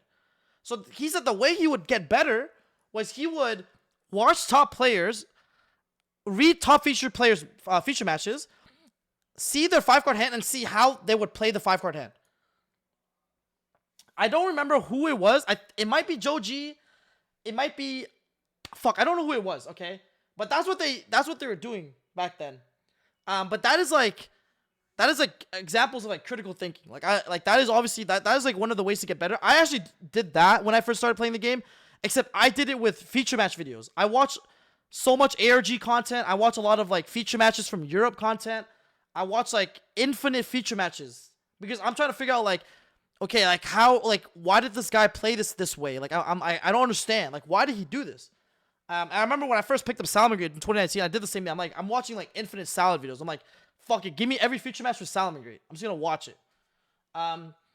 And when you can go and be like, you know, into the mind of like why these players play the way they do, you get to like learn a lot about you get to like really learn a lot about like sequencing, right? But the thing is, like, I think that's kind of like the lack, is that people are looking for like easy, quick, digestible format like stuff to just get better, but it just doesn't work that way. Like it like you're not getting better memorizing combos. You're not getting better like with the stuff that people are trying to put out. You get better by understanding why people play how they play. Like that's what I meant by like getting better at Yu-Gi-Oh, not getting better at playing a deck. That's like kind of like the quintessential definition of what I mean, you know, because you gotta understand how the top players think, and then emulate that, right? Or maybe after a certain point, you start seeing shit that these players don't even see, even, which is when you know you like start like are getting better. You know what I'm saying? And yeah. Issues with competitive Yu-Gi-Oh content that I'm constantly trying to work on or find solutions for. One is that like Yu-Gi-Oh is a niche still, even though a relatively big one. And then the people that would actually go and consume in-depth competitive content, I believe, is relatively small. You're putting yourself into a niche within a niche. And I've noticed this in the past. At some point, I remember specifically, I made a video about a very brief introduction to sprites, a very brief introduction to tier elements, right? What do these new decks do, right? When they came out, the fundamentals of the two archetypes, right? And those two videos at the time did really well. And then I made a video a couple weeks later going into more detail on what was the best level 2 normal summon for sprites. People were playing Diva, people were playing Nimbles, people were playing the Dark Beckoning Beast or whatever. I made a video talking about comparing those, which is, I would say, a more advanced kind of thing when it comes to competitive content, right? It's much more specific than just learning what do these new broken sprite cards do, what do these new broken element cards do. That video performed horribly, whereas the other two performed relatively well, right? And it's just like, as a content creator, I mean, you can just do the content you want to do, of course, and that's all, but you always try to balance it between the things that actually are well received, right? It feels like when you go into too much detail in your competitive content, the niche becomes too small. I think you're missing the point. MBT is saying you and Jesse are typically outliers in knowledge, but the general Yu-Gi-Oh community isn't too great at critical thinking. I don't know exactly what he's expecting, because I don't think the Yu-Gi-Oh community is like on average more or less stupid or whatever you want to call it than other communities. I think that is just a general thing with modern society, is that like sometimes people rely on others to do the work for them, right? People go online and go watch a deck profile and take the deck and don't do much thinking, right? That's something that people can do. This is not necessarily a problem though. No one is hurt by that. I'm not hurt by the fact that my opponent doesn't know why he's playing the cards that he's playing in his deck because he copied the list somewhere. That's not something that hurts anybody. If anything, this hurts my opponent, because at the time where I think the hardest part, which I feel for MBT for this, because I think the hardest part about like getting guides for like virtual, for example, is you gotta find someone who's like knowledgeable on that topic and who will put in the time and then also make content out of it. Like, just some people just don't care. Like, you know what I'm saying? Like, virtual for me, like I don't care too much about, for example. But like, it's like you gotta find someone who would like put in that time, which is obviously like really, really difficult in my opinion. Like I feel for that. Yo, Scrap, thank you for the tier 1. Better off learning and understanding the game at a fundamental level rather than just copying the deck list, right? And this is what constantly Yo, a busty witch, thank you. Happens when you net deck. By the way, net decking is a great thing, especially when you start playing the game. It's very important. It also only relevant for 1 week. Yeah, I think like the whole updating aspect is also super cancer, but hey, maybe the updating aspect is good. Maybe like you just keep making updated videos over and over again and you just make a playlist out of it on YouTube. Like there are definitely solutions for sure. You start learning the game, you need at least somewhat functioning deck to be able to at least not get soul crushed every single game, right? And so like I would argue the better order of learning about this game is you learn how to play it first, and then you understand the background, right? You understand why the cards are there and so on and so forth, because it's much easier to learn those things from seeing the stuff in practice, right? You don't learn that much from playing a deck that is not cohesive at all, because the first deck you're going to build yourself is just probably going to suck, right? Because there's 12,000 cards or whatever it is now, right? If you just sit someone down and you're like, okay, here's a starter deck, build a deck, they're not going to learn that much, right? Net decking is great and all, but at the end of the day, usually when it comes to performing well at a competitive level, if you want to take it one step further, you do need to come up with stuff before other people know about it, which isn't usually the case when you net deck, right? Because when you net deck something, it's already out there. That's how you found it, right? You found this deck profile on YouTube. That's why you know about it. Everyone else also knows about it, and you're not going to surprise anyone with it, right? Not that you always need a surprise factor, but innovation in deck building, seeing what other people play and making a deck that's good against that is one of the most important parts of any given format. There's usually a lot of development between tournaments, right? You can't expect to do well at a YCS by just copying the deck that won the last YCS, essentially, right? Because everyone is going to know exactly that list. And that is usually a step that you have to do by yourself. That's how it's always been. Innovate for the next tournament. Usually don't put that stuff out on YouTube, right? This is the same thing when you guys come into my chat a week before YCS and you're like, hey Josh, what are you going to play? It's a very important thing that I'm not going to share on stream because it significantly impacts my odds of doing well, right? Instead of making shit up or saying whatever, I'll tell you guys I don't want to spoil it. You know, I'll give you guys my opinions on things. I'll tell you I like this deck, I don't like that deck, I like that card, I don't like that card, but I'm not going to be like, okay, this is my list for the next event, because that would significantly change the outcome of my performance, right? Where was I going to go with all this? I guess what I'm trying to say is it's each individual. You know what's funny? I think I mean, this is a very different time, and obviously it's not even of the same level. But I remember I think I posted my like prank kid deck before one of the remote regionals I played, or I like uploaded one of my virtual decks before one of the LCSs I played, I think. Which I thought was like kind of funny. Like you just like put the deck list out there, but like, you know, it's very different. Like when you get to the size that Josh is at too, it's like, bro, everyone and their mothers, like if he like puts out a video saying whatever he's playing, like that would be like it'll be so hard for him to do well. Ability to learn about the game beyond just, you know, watching a deck profile or net decking the deck from the last YCS. But I do think there is good content out there. There's also not as good content out there. That's to each individual on which they prepare. And I have been thinking about making more in-depth content again. Yeah, actually, guys, so like this whole point actually is kind of nice. Like I do appreciate something that came out of this, which is I think like it also got me start thinking about my own content and like what I want to put out, which I think is like kind of like the positive from all this discourse that's been happening within the Twitter space, the YouTube space, all this stuff. So it is nice because like I actually started like working and scripting out videos, like start thinking more about like things that I think could like help players overall get better at, if that makes sense, right? Because I think like at least from my perspective, I don't know if you guys noticed, like I feel like so what is this? 2020? It's 2024. Okay, I'm not crazy, guys. I'm losing track of time, guys. I'm getting old, bruh. But I feel like in 2022, like that was like my first year of playing in person, like basically because like before that, the only in-person experience I had was like the 3v3 YCS in Vegas, which what is it? 3 or 4 years later, I'm finally going back to that, which is kind of sick. But in 2022 was like kind of like my first year of like playing in person competitively, which was great. Gave me a lot of really good experience. And I did like decent. I did okay for my first year. And then my second year, which is like of playing competitive in person, was I guess 2023. And I felt like I did really good. I felt like I learned a lot, and I got to a point where, because let me explain this from my perspective, right? Imagine this. Let's say you're someone who wants to make competitive content, right? Would you or would you not agree that if you're making competitive content, you should also be doing well? Like, at least that's how I felt. Like, I felt that, like, if I was going to be making competitive content and that was the direction of the channel that I wanted to make, I almost felt like if I can't walk the talk, then, like, what's the point? Like, if I can't do well at these YCS, like, what's the point of me trying to explain to you what, you know what I'm saying? Like, all this shit. And so that's kind of like the progression of like where I am. Like when I came into the game, I had like, you know what I'm saying, like I obviously had no tops, whatever. Not saying tops is the only criteria and all be all of like what makes a good player, but like I had to like start from nothing and like kind of like build a name for myself, at least like to do well, right? Because I feel like and I knew I wanted to be competitive content. Like I love competitive Yu-Gi-Oh! I'm a competitive person by nature, so I knew I wanted to be in this realm, or this niche within Yu-Gi-Oh. But you know, at some point you do feel like I felt like my first year of playing in person was to kind of like prove that, like okay, I'm out of the COVID scene, whatever. People were like, okay, like can you also like top in person, right? That was like the first thing, and then I was like, okay, like now that I'm able to do that, it's like, okay, sick. And even like last year in 2023, I definitely felt like I took a break from content creation and really focused more on performing at YCS because I kind of wanted to prove myself. Like in 2023, I felt like whenever I travel to events, I go like full try hard mode.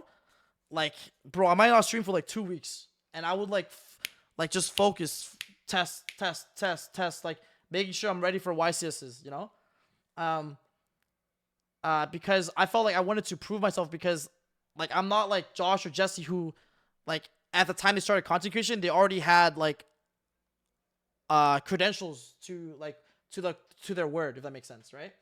So that's why I was like, dude, like, in 2023, I was like, fuck it, I'm gonna go crazy. I'm gonna go, like, crazy. I'm gonna try my best. I'm gonna focus on, like, testing, making sure I perform because, like I said, it's all about legitimacy, right? And then now that I felt like I've done well, like obviously, like I'm not even saying like, oh, this is it. Like, you know what I'm saying? I definitely want to focus more on content this year, and maybe talking a little bit about how I was able to make that switch, you know, especially for like some of the newer players who are just starting, right? Like not everyone has been playing since 2010. Like these, like Josh went to Worlds in 2012, bro, if I'm not mistaken, or 2011. You know what I'm saying? So yeah, anyways, that's kind of like where I am. And so so just to go back to the point was this whole discourse kind of like made me evaluate like, okay, I want to make more content this year. Like I should start reevaluating what I put out basically. And so I actually been enjoying this discourse, this conversation, because I think it's a really good flip the switch kind of moment. So. I've been thinking about what's the best way to make competitive Yu-Gi-Oh content. But the thing is, at this point in time, I feel like there's a gap between the best possible competitive content and then the content that will perform the best on YouTube. You're not incentivized to go and make a 2-hour video on how to build a side deck from scratch or anything like that, you know? The thing that I've experienced is that sort of stuff, I really enjoy doing it on stream. Because I feel like when we go into such a deep talk, it really helps having chat interaction and it really helps being live because people are interested when you talk about it in detail. I think it's not easy to get someone to click on a 2-hour how to make a side deck video, but it's very easy to have an engaging discussion live on stream. Time flies when you talk about this game, right? I think this is a good bridge into some of the other stuff. There was a comment here that said, personally, I want a channel that just does a 2-hour deep dive on each deck with what hands it likes, matchups guidance, side deck advice, all that. This sparked a tweet by Gareth Shear, who does the, or Shire, I'm not entirely sure, who does these feature match analysis videos, which are, by the way, great content. Shoutouts to Gareth. I personally enjoy those, and the community is receiving them relatively well, and it's sparked a lot of discussion, and there was a video by APS on it that I wanted to check out as well. Today I wanted to talk about a topic that I saw discussed on Yu-Gi-Oh! Twitter recently, and that is the difficulty with making competitive Yu-Gi-Oh! Content on YouTube. Or to be more specific, the difficulty with making in-depth, long-form competitive Yu-Gi-Oh! Content on YouTube. One other thing I want to say, by the way, if people create the content that MBT is quote-unquote criticizing, right, the not very in-depth, what's it called, surface level, right, if they enjoy making the content and people enjoy watching the content, there's absolutely nothing wrong with that. No cap, I think they're trolling. Wait, what was I saying that in response to? Competitive content, I mean, I feel like that's one of the reasons why my channel has grown, because there is interest in competitive content to Yo, some guys, I don't know if you, this is like, I need to go, this is like deja vu. If that's gonna what reach is more happening? People, or if I'm going to scare people away, because not everyone is as deep into the game, that's fine, right? And it's completely okay to make content for the people that don't want to go as in-depth or anything. Yo, like what's that, up? right? What's up? So Welcome to the think stream. there's a fair point that there's more casual content than competitive content by a lot, but there's also a lot more people that play Yu-Gi-Oh! Occasionally, maybe even casually, than super competitively. So I think it makes sense. Ness getting Haws? This 2-hour-long magnum Twitch chatter moment? Exactly Guys, I was Twitch chatting. I have no idea what I was saying though. How to make boards, how to break boards, how to deal with matchups, how to recover, all the different meta stuff. Then a ban list comes out. And suddenly, this huge piece of like super in-depth, nitty-gritty, hardcore, competitive content for a pretty popular deck that perhaps a lot of people want to watch is outdated. Why would I watch this video now if, you know, the Unchained deck is completely different? Oh, okay, yes. On another hand, okay, guys, this is okay. I remember what I was talking about. Guys, this is the funniest thing ever. Okay, I remember Paul on this video was talking about Unchained.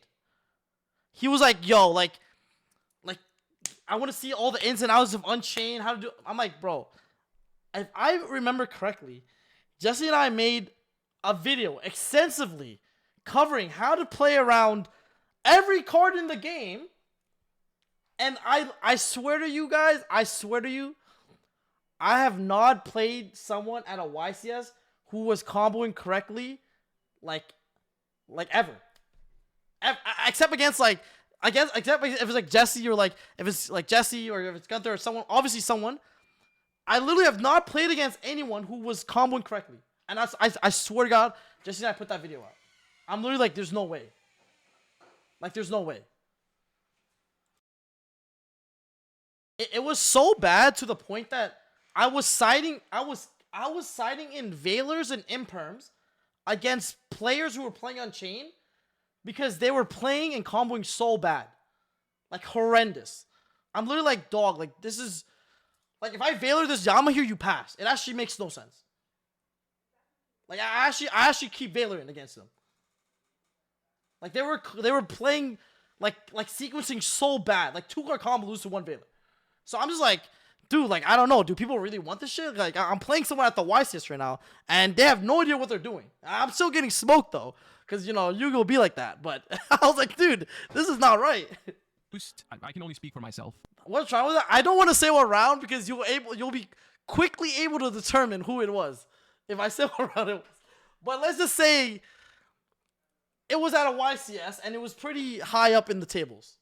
But most YouTube videos do most of their views very, very early on. In the first couple days, maybe first 1 or 2 weeks. Afterwards, it drops significantly in terms of how much it's watched, how much it, like, revenue-wise and all that. However, there's a difference. If your video stops getting views after 2 weeks, maybe that's okay if it's a video that, you know, isn't as high effort. If you put infinite hours into a big video, you I'm being serious. Guys, people do not. Over the course of a couple months, you know, so I kind of get that. I don't think this completely throws me off of the idea of making competitive content, but it is definitely an argument. Why wouldn't people do it if they were passionate still, right? Like, if I'm just a huge Unchained guy and, like, I really love this deck to death, I could still make that video, and maybe maybe I could even update the video or something. I mean, people do that though. That's the thing. There's not as many of these people out there than they are, for example, casual content creators or anything like that, or more surface level content creators. But people do that, right? Entire channels are dedicated to specific decks. Pac was in chat for a couple minutes ago saying like he literally made a super in detail video on Unchained, how to like combo around the best line against the Bastille and so on and so forth. Like the content is out there. It's just that, like I said, it's very niche. The only way you could make competitive content really work on YouTube is if you made it appealing to more casual viewers as well, which is very, very hard for super competitive content because it is sometimes a very dry subject. Like you need to care about Unchained a lot to be able to watch, I don't know, 30 minutes, an hour or whatever of a video breaking down different Unchained combos on how to play around Nip, how to play around Druid. I'm like, why would I watch that if I'm not into Unchained, right? And if your potential viewer base goes from all the guys, I have players to. Is 7TV down? I have to enable 7TV again.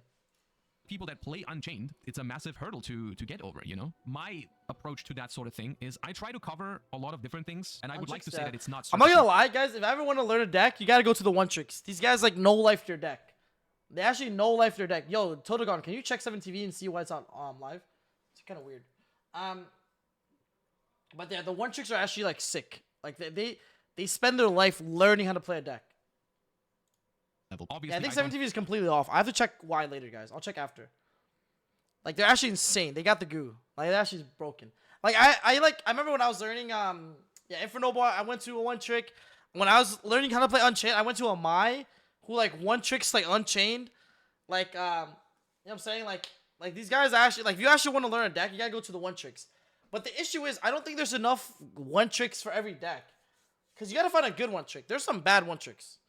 Like, I don't even consider them one tricks. They're just bad. Like, bro, like, you know what I'm saying? Like, stop playing this deck. Like, how do you play this deck only and you're bad at it? It makes no sense. But anyways. Do super in detail how to play this deck for 2 hours or something like that, right? But what I try to do is I try to put aspects of competitive Yu-Gi-Oh into those videos, right? I try to make it still watchable for people that are not as in-depth, but it still adds solid reasoning or solid actual advice into it rather than just like, you know, play this card because it's broken or something like that, to kind of try and get the best of both worlds. Because at the end of the day, someone who wants to learn about competitive Yu-Gi-Oh, you do need to put some effort in yourself. Even if there is a 2-hour Unchained guide out there, watching it is not going to make you the best Unchained player out there, you know? Like, that's not how it works. A lot of Yu-Gi-Oh is understanding the game as a whole and then transferring it into actual games and deck building, right? Exactly. That's what I've been trying to say, man. Took the words right out of my mouth. Say that Yu-Gi-Oh on a very macro level consists of two very important skill sets, which is like one skill set that is like knowledge of the current format, understanding new cards, staying up to date, and then the other skill set is something you adapt over time, is a general understanding of the game, deck building concepts, how side decking works, that kind of stuff, right? And I feel like a lot of people always focus on, I need to learn what everything in the format does. I'm in the chat. I'm in the chat. I'm chatting right now. I feel like a lot of people focus on the one aspect rather than the other. I'm chatting, guys. I'm you guys. I do think there's a chance you could create like evergreen content about like the format overarching skill set, like how do you actually become a good Yu-Gi-Oh player? Rather than learning Unchained or learning Snake Eyes for the next format, it's much harder to do, and it's also much harder to make content. The average player isn't good at anything. They want to be spoon-feed everything. Yeah, like, I understand that too. I'm not going to cap. I actually understand that. Like, the whole spoon-feeding aspect, I understand that. But it's like, yeah, I do understand that. I'm not going to cap. The spoon-feeding aspect, that makes sense. MBT also meant is that people like if you're really busy, if you're actually mad busy, like, and you don't got time to test, like, I'm just trying to get, like, I'm just trying to go on like Paktcg stream and just like have him give me everything. Like, I understand that actually. Sort of transferring knowledge from format to format. They don't actually learn how to play Yu-Gi-Oh! They just learn how to play a specific deck. This is why articles are the way to go. They are easier to update and more convenient to parse. You're not wrong if you just put this down as like a written thing and for everyone to access at any time. It's true. You just gotta face reality and be like, if I write an article now, it's way harder for that to ever be monetized in a way a YouTube video. Which, let's face it is a problem, right? Because people aren't incentivized to just share their in-depth knowledge about a deck, their lines or anything like that for like nothing in return. Patreon is an option. No events? Damn, Qualdo must be nice. Really wanted to do it. That's I'm out here stressing, man. Arguments for and against it, or like problems that do exist, hurdles that do exist. I do want to do in-depth competitive content, but I do still need to justify spending the time for it. So basically the issue is not that it's impossible to do it. Of course it's possible to do it. The thing is you have to find the time and you have to justify doing it. You have to find someone that's willing to do it and also capable of doing it, because not everyone could. And then that person has to be incentivized to do it over other things, you know, because for example, I have had a time where I gave coaching, right? People would message me about coaching and I'd say like, okay, I don't have that much time, but I can do it, right? And then I did it for a while, and then I realized I would much rather spend the time teaching all of the people live on stream rather than one individual, right? I think the whole concept of coaching is, I think I'm gonna, dude, finding time for coaching is actually like insane, if that makes sense. But I was thinking about like, what if I just do like a classroom type coaching session? I think that's what I'm gonna do actually, for like fire decks or something. And I think that would probably be the best way for people who actually want super in-depth like like knowledge, because quite frankly, like I think that would be like a way to like justify the amount of time, like just sitting there and just fucking go like 2 hours like non-stop, talk about everything in deep ass detail. I think I might do that. So expect that soon. It'll be like probably $50 for 2 hours. I think that'll be solid. And I think I'm gonna do it for like Fire King, Rescue Ace, Snake Eyes, just fire decks. That might be kind of fire. I think I might work on that. Like, cause I was thinking about doing that already, and I was gonna make like PowerPoint slides, and everything too. Maybe I do that actually. Infernoble Kappa? Yo, guys, chill. Guys, chill. Chill. But maybe I do. I think I'm gonna do that. Build up the stream community rather than get paid by one person. Let me know if you guys would like that. Coaching, right? And so like I was at that moment more incentivized It'll be like, yeah, $50 for 2 hours. Yeah, that's not too bad. to go live on stream and create content that way than to give So, one what's the topic? person super Talk about competitive Yugioh content, and then afterwards we'll talk about there is pricing. ways Prices. to make a concept that works like that, you know, possible, but I don't think it's been done yet. YouTube's really big on like, you know, how long do people watch? Are you actually going to sit and watch this 2 I think there is. I think subs get like 5% off. of a video? It'll be about $50 the for deck? 2 hours. One thing that is I think true that's what is I would that price it at. I don't think you would need I was gonna to do 100, but then I'm like, dude, like people are like bonfires are dumb, like hella expensive right now. Let me make it a little bit cheaper, so more people can attend, but while keeping it kind of reasonable. everyone to watch the video for 2 hours for it to be profitable, because I mean, of course, with a 2-hour video comes more ad breaks and all that kind of stuff, more revenue with more watch time and all that. But still, I feel like, and it's still something that I'm not super confident in saying these things. Yeah, but I don't 100 is understand the crazy. freaking YouTube algorithm, but I could imagine if you made like a mixture, like if I on my channel, right, like I do a lot of 10, 15, 20-minute videos, and if I then upload a 2-hour competitive guide to Bastille Runic, for Same example, about and it's like, okay, a tournament. bunch of people watch the Like, entire 2 hours, but a lot to of people are perform gonna at watch like tournaments, 20 okay. minutes or anything like that and then leave. I don't know what this does to the algorithm. So even if that video would probably earn fine money, like it'd be okay probably. I think I'm would gonna that work be a good way on it of doing myself, the content in the long run? Because I've heard plenty of times, I don't have enough 'Cause I wanted experience to myself just- with I wanna YouTube to just, say whether it's like, true or not, but I've heard plenty of really times that you're just hone incentivized in. to create the same kind of content over time, right? Because you want similar watch times across your videos. You want everyone to click on your videos, but you don't want half of your subscribers to not care about a video, so on and so forth. You know what I mean? But it does suck if you are the competitive type who wants information and wants it in depth and still wants to get it from your favorite content creator. They are not incentivized to do it, so where then could you find it? That's well, true. MBT pointed this out on Twitter, and some other people agreed, and I've said this for a while myself. Thanks, Zephyr. That, you know, it would be nice if there was a place for hardcore competitive Yu-Gi-Oh content that's kind of divorced from the whims of YouTube. Because while a YouTuber might not be incentivized to make your 2-hour-long, you know, perfect, Pack sleeve complete, over? unchained guide. Sorry, Sue. using that deck 'cause it's on hand. But you know, even though a YouTuber might not really be incentivized to do it just based on how the algorithms work and kind of what pays the bills, maybe there could be a site that kind of focuses on that instead. And that is where sites like TCG Player come up. It's also where kind of, you know, devout communities like, you know, your Unchained Discord or your insert archetype here Discord come in. And so those do exist, and I think that that is a valuable resource. But it does sort of suck that we in the Yu-Gi-Oh space do not get as much competitive coverage and like in-depth competitive information as we probably could. And it's just because making that information is so difficult when it's really racing against the clock. Some of it really does make sense. Some of it doesn't really make that much sense though, because on one hand, like you're saying, okay, the problem is a lot of people want the content, but people are not incentivized to make the content, which makes So why sense is at it- why is first this glance, Chicago? and it's true in Wait, some hop on a aspects, but at the plane? same time, We're if going enough to, people wanted the content, Paktcg? then you would be incentivized to make it. Like if there was There needs to enough be a people Wisest- out guys, there there needs to looking be a for Wisest hardcore on the competitive East content, Coast, you could easily make it work like on in YouTube. New You York just and New have to make Jersey. it That'd your be thing. great. So I think part of the problem that we I don't haven't know why there talked hasn't about is been. that there are maybe, and this is a maybe, I don't know the exact numbers, but maybe there are not enough people out there. Maybe the audience is not broad enough for that sort of content. Maybe that's something you have to face, you know, like maybe that's a reality you have to think about, that like, yes, they do exist, hardcore competitive players, but maybe they're not enough, because there are niches for content creation that are Oh, simply too guys, small. I do someone think that's a messaged thing. me Maybe saying MBT is looking for coaching. Should I sign up for this? What was this? It says coaching position available. Is it time of the year again? Why is this prep paid coaching position? This is position for individuals well versed in Tengu plant. Oh, Tengu plant. Yeah, I can't help him. If I help him, I'm actually scamming him.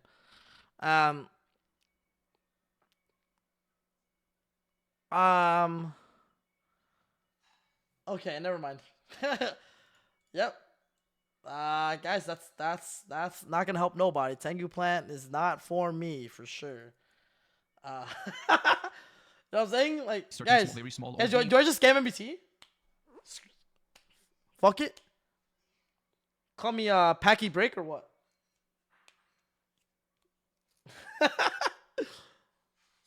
Yo, what if I tweet under that? I'm gonna comment under it. I'm gonna be like, yo, they called me Packy Break back in the day.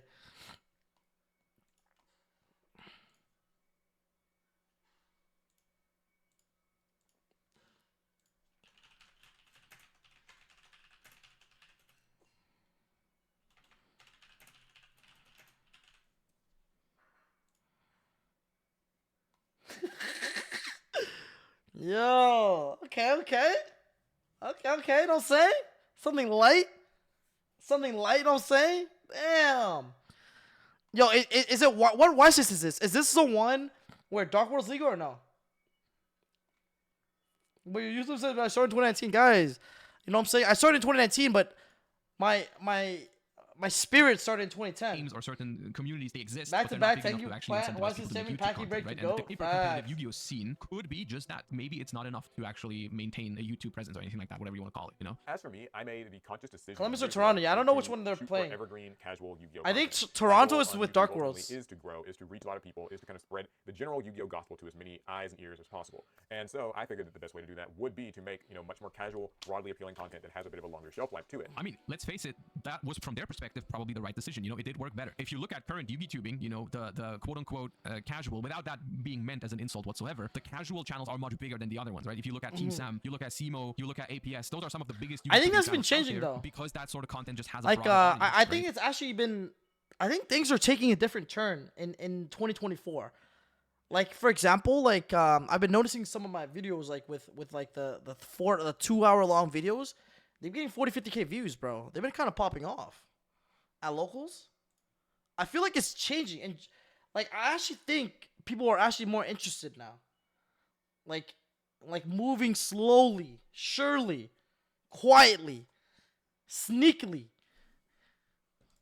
They don't get everyone in the Yu-Gi-Oh space, because some more competitive players don't like the too casual content, you know what I mean? Like, not everyone wants that as well, but there certainly are large portions of people out there that want that sort of content, right? But when it comes to competitive Yu-Gi-Oh, I just think what they're asking for here is like, okay, and I do notice that myself, is that the people that do create competitive content, let's say Pac or myself or Jesse or anything like that, we are not incentivized to go as in detail as we potentially could, if that makes sense, right? If YouTube incentivized, I actually just think people would get bored. Like, I actually think like the super in-depth stuff is like hella boring for people. But maybe people do want that. The thing is, it's hard to know without trying. I think I'll try it and see if it's actually like solid.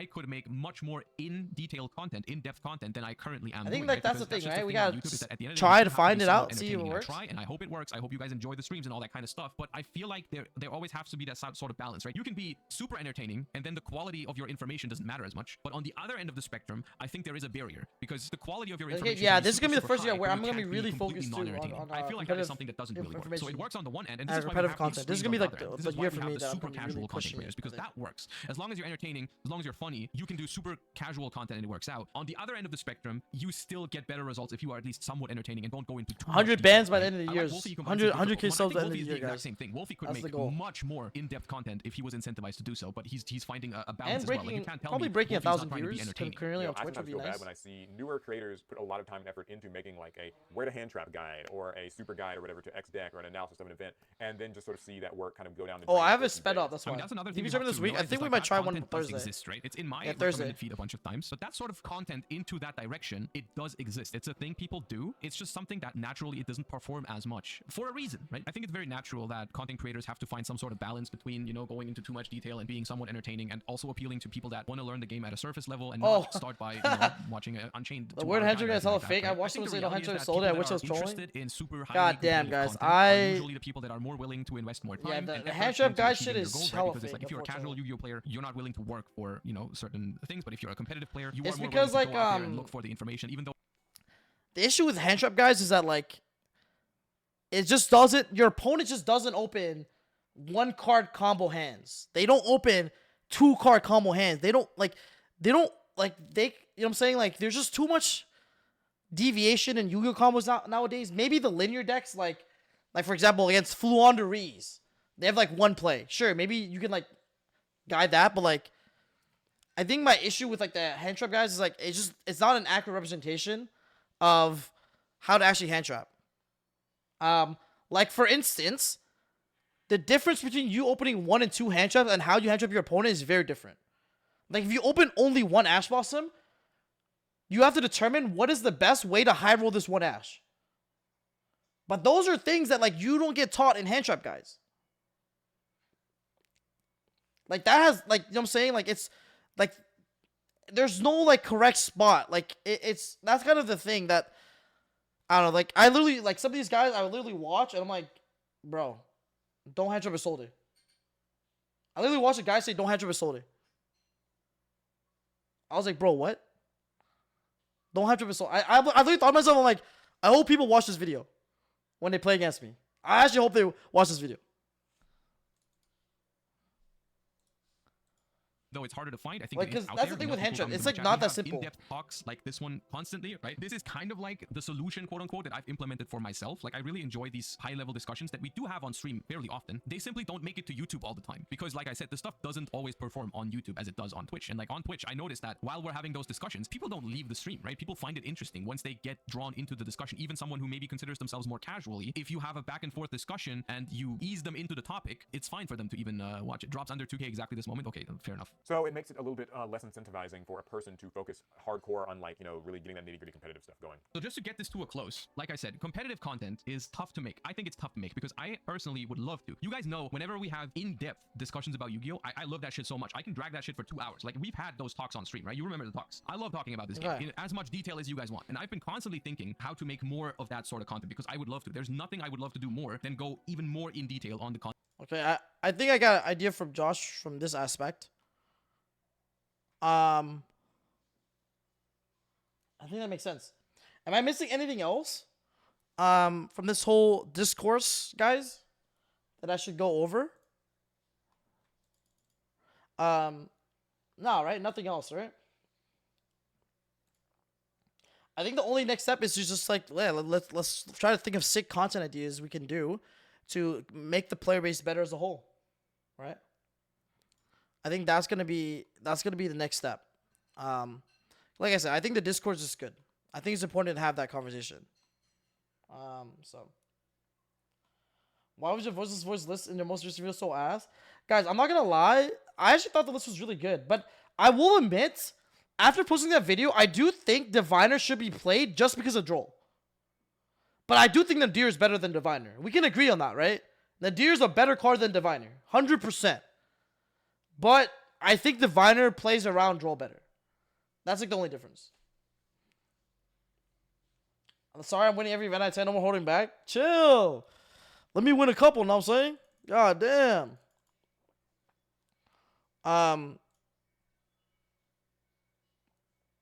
So, I draw Maximus all the time. That's just a you problem.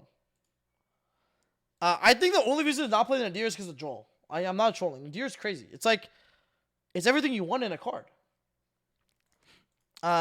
It's like the argument of Joel is actually just valid enough, but I don't think like you shouldn't play a card just because Joel is being played. They only draw 30% of the time anyways. And Bell, yeah. Okay, so next part. Who do I even go to about like the whole price discussion discourse? I don't even know where to start. Do I just like raw dog the conversation here?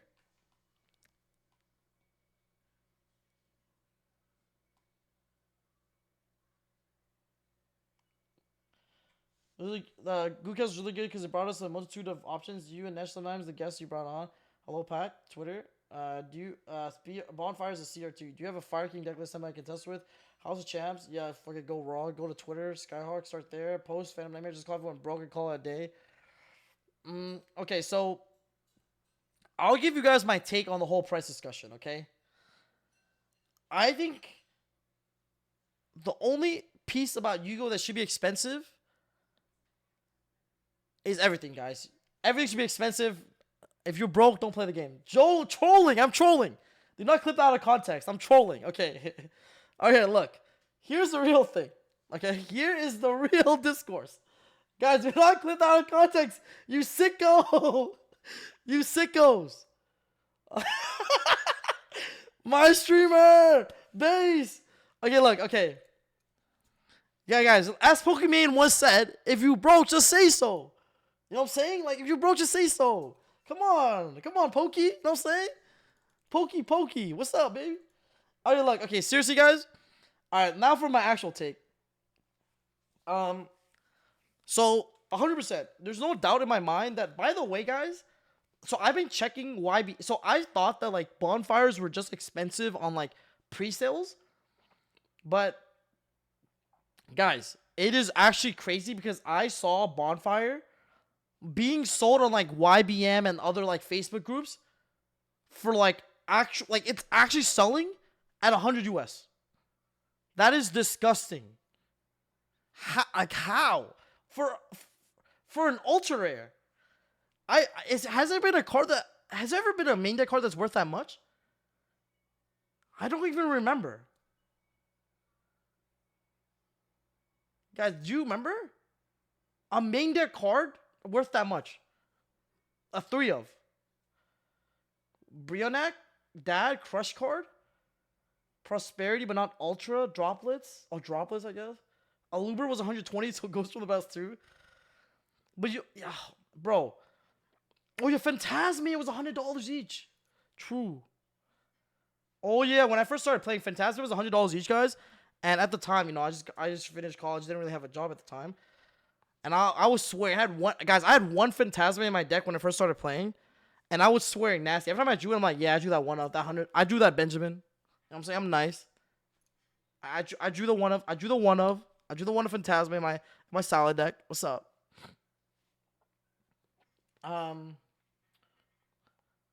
So stacking cost ID, huh?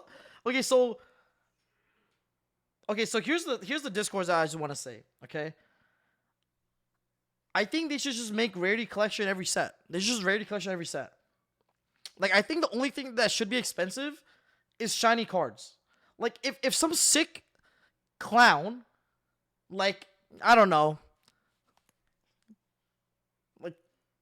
like some bozo want to spend a lot of money on high rarity cards, let him be an idiot. Let him burn his money, you know?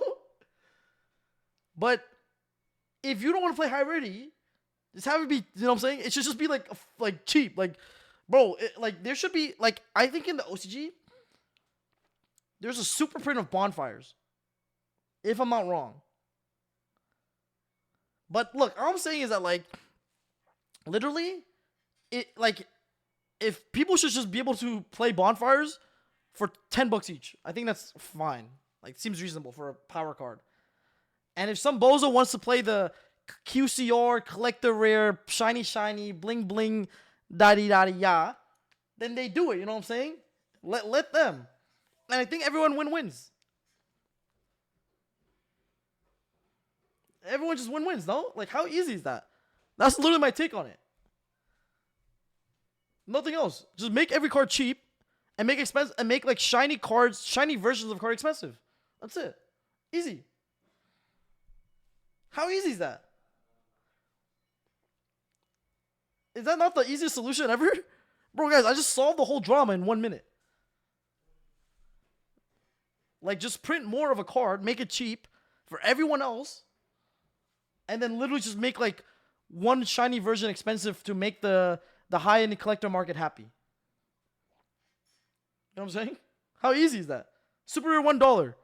If you're a Bose and you want to play collectors, all right, spend the 120. You know what I'm saying? like, you know what I'm saying? Like, is that easy? It's something light.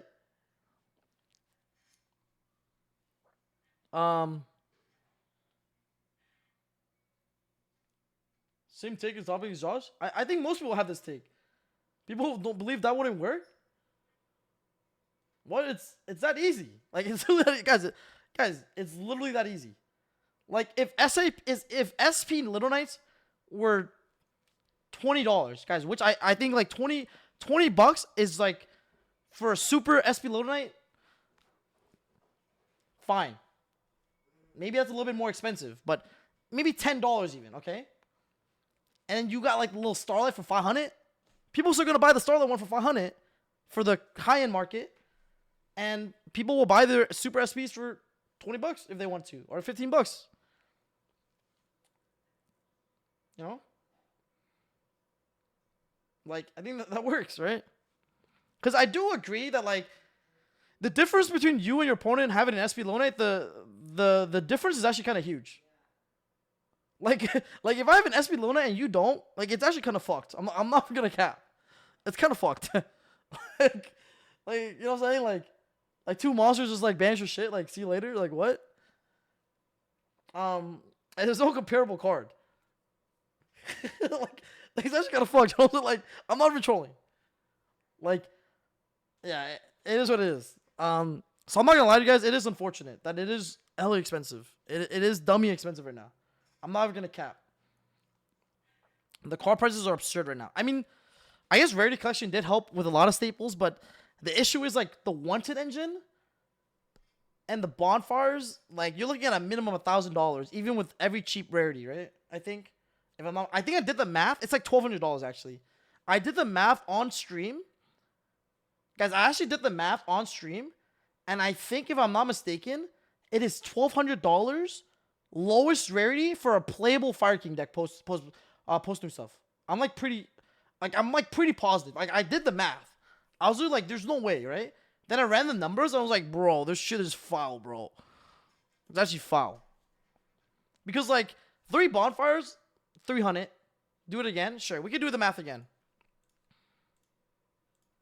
Let me make sure I don't leak nothing. Okay, let's do the math again. So let's go like Wanted. Okay. Let's go to Wanted. Throw 3 of these bad boys in. You know what I'm saying? You know, yo, guys. Yo, they're $9, guys. Guys, these are $9. Yo, do I cop these? Yo, these are $9. Yo, come on, man. I'm saying, I'm buying this shit out, yeah. Nah, seriously, this is yo. What's up, Joey?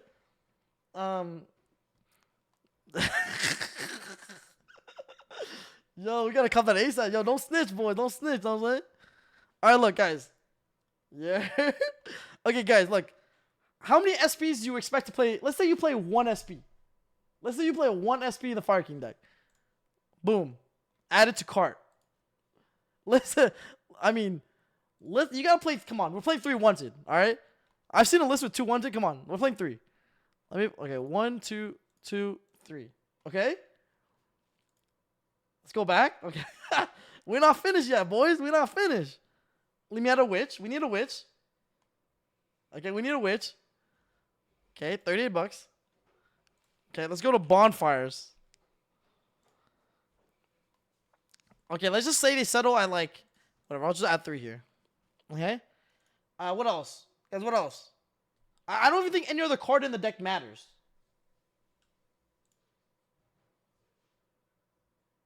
Guys, this is $800. I have 1, 2, 3, 4, 5, 6, 7, 8, 9. This is $800. Yo, guys, this kind of budget, no?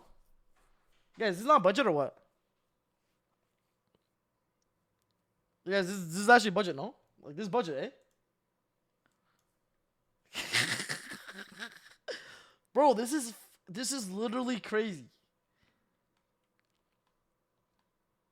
If this was like all of this was like maybe $100, maybe it'll be, you know what I'm saying?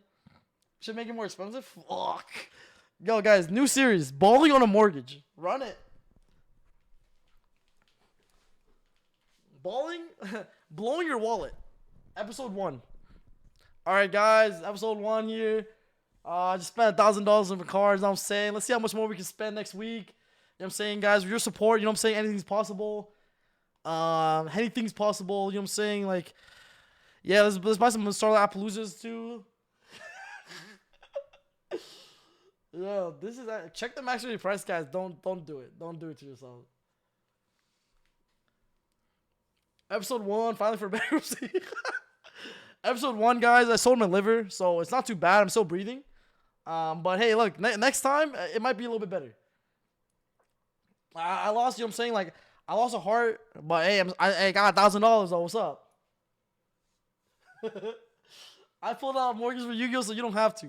Guys, I'm a real one, you know what I'm saying? Bro, no, this is no D. This is no D. Oh, yeah, like I said, Dude, my whole take on this is like, yeah, just make expensive card expensive for collectors, like high rarity cards expensive, and then just make like the regular stuff just cheap. You know, like I think like $20 max per card is probably fine. You should do an opposite balling budget. Deck minimum 1,500 each week. You gotta remove $100 from your deck and see until you lose at locals. That sounds crazy. Guys, I got it with the Yakuza to pay for my Yu-Gi-Oh deck. I'm a guru for life, and I lost my pinky, but I got my bonfires. Yo, that's actually foul. That's actually foul.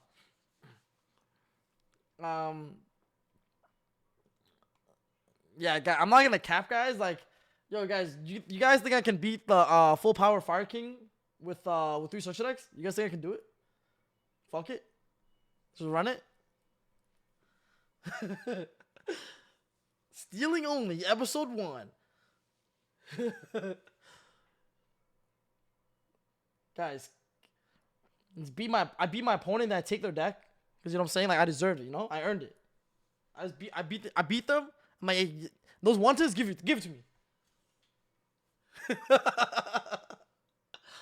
Battle City rules, baby. Balling on a Battle City budget.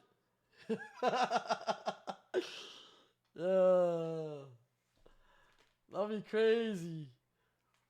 Like honestly, yeah, guys. What if the goo is you don't need to play Diva Star and Wanted? What if you just play Where Art Thou's? And then what if you just like blind second in the mirror and Dark Their Witch and then only play original? Maybe you play 3 original. Yo, maybe that's just the goo, bro. Maybe that's just the goo, bro. Actually, hold on, yo. Let me cook, man. Yeah, how much is original though?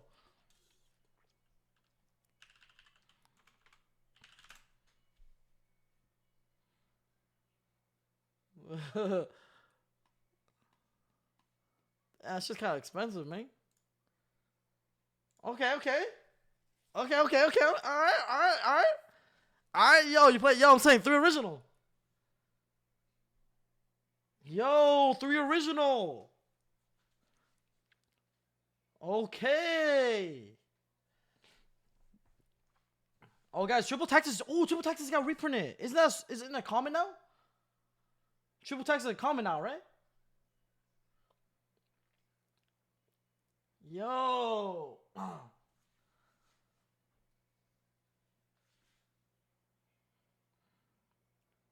Hey. Oh, thrust. Fuck. Wait, is it? Yo, I actually love Konami, bro. They be trolling. Why are they so... Yo, Konami be trolling, bro. Why is this shit short printed? Why are they short printed thrust, bro? Why do they do that? So troll.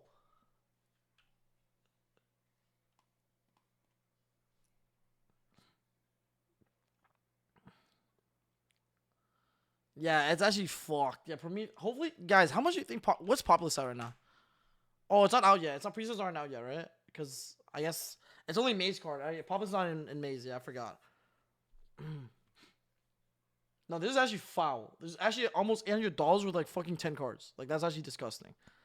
I'm not even gonna cap, guys. I actually want people to play this deck. Like, I genuinely want more people to play the Far King. I actually think the mirror is kind of fun.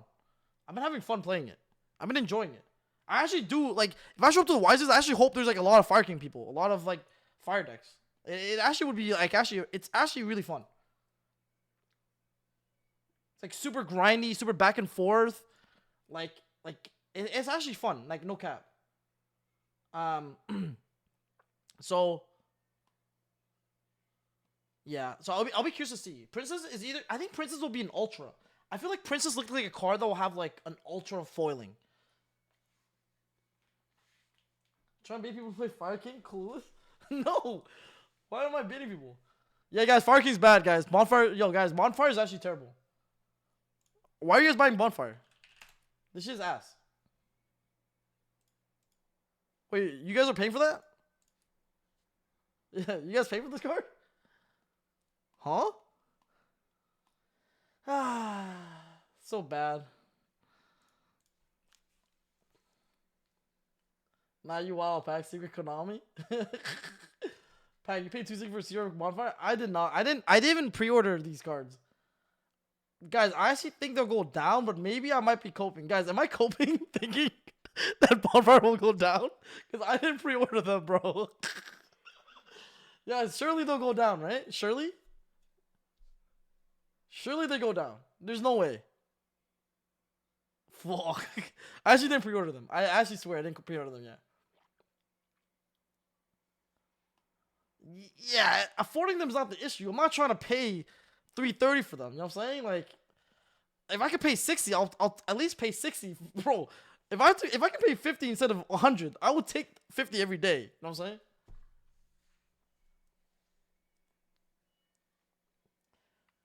The only thing I wanted them for was like I wanted to buy them to play them for a regional, but I don't even think I will play a bonfire deck at the regional. I don't even know what's a good bonfire deck before Phantom Nightmare comes out. Like, I was trying to theory craft some sick deck that I could play at a regional for fun, but I can't even think of one. Getting QCR bonfires? I was saying, yeah, you guys know how I go. Centurion? But Centurion is so resident sleeper, boys. Guys, like, come on, bro. Like, Calamity Lock is so fucking boring. It's not even fun. Like, dude, Rescue Fire King was so fun, guys. That shit was so fun. And, like, I'm literally having a blast. I'm like, freaking impulse effect, summoning, like, Hydrant and shit. Like, dude, that shit was fun, bro. I might play Pearly. I just want to play something like interacts. I'm trying to have some fun.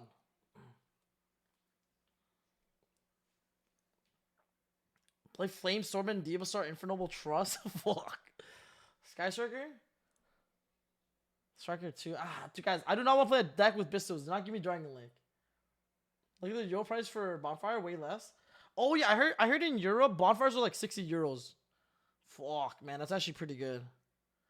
Orcus, super heavy Flame Infernal Banshee as bonfire. Jesus. Would bonfire be good in VS? What can you search? Isn't Raisin just where? Agnima Candle, yeah, it's like the level 4 tuner, right? Try Pearly again and scroll out. Yo, guys, my Wise's top rate with Pearly is 50%. It's not too bad. 50% is not bad. Pearly's good, guys. Dude, it's just okay, let me explain the theory of Pearly to you guys. The deck is really good, but people hate this deck. I'm talking about, like, if you go to a YCS, people have 15 sidecars for Pearly every single round. It is the hardest deck to do well with because you queue into, like, cat haters, bro. Like, they hate the cat, dog. Like, there's not been an opponent where I play against where they have, like, 3 Herald of the Abyss, like, three Kaijus, 3 thrusts. Like, I'm just like, bro, like, come on, man. Like, what's going on? Cross out Yeep? Like, everyone is actually a criminal. Like, yes. Who was cross out Yeep? Like, who did that? Like, who would do such a thing? That's actually fucked. I'm saying, normal summon Ash. Search Kurikawa. Fuck. You know what I'm saying? Like, I guess people just hate Towers monsters. I mean, like, I don't blame them, but, like, it's actually so criminal.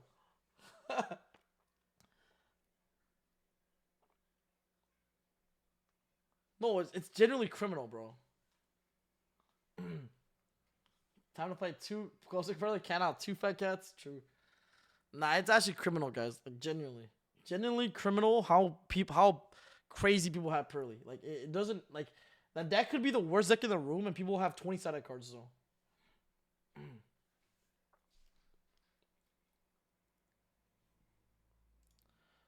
we play proxy Yugioh? I actually did that. I mean, I was practicing IRL with Sam, and I printed out bonfires. You know what I'm saying? If I accept the event, I'm maining Harold, great. Yeah, let me show you guys. I'm gonna show you guys the goo. Give me a sec.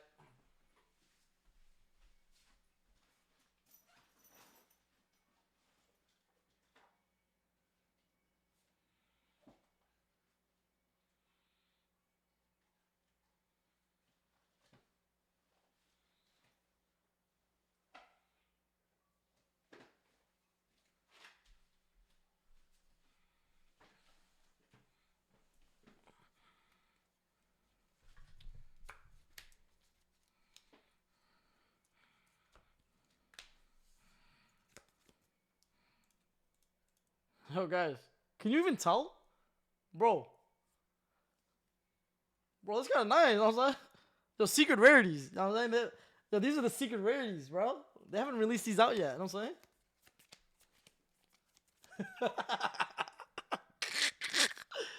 Yo, I'm saying I know my worth, boys. $20 and $20. Let me know if you want them. Let me know. You know what I'm saying? I know my worth. Don't lowball me, guys. I paid extra for these. I know my worth.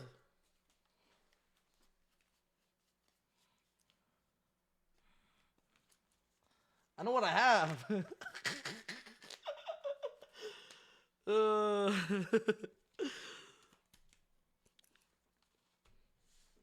Never get another Konami sponsorship. What do you mean? Ooh. See? What you got?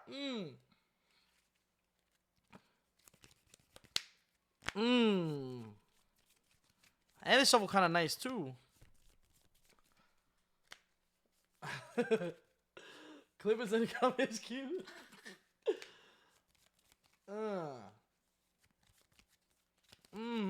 Yeah. Bonfire response. Draw. Here you go.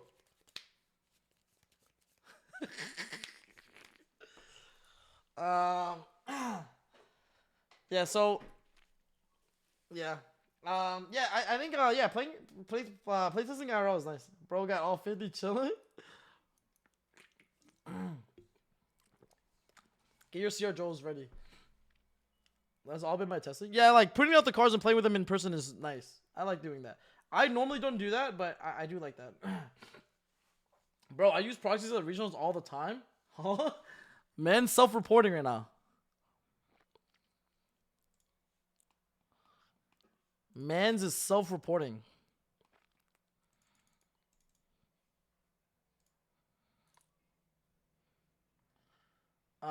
No, guys, by the way, these are sleeved up in Supreme Pros, know what I'm saying? You go to texasone.com, use a nice little Paktcg, get 10% off. Ooh.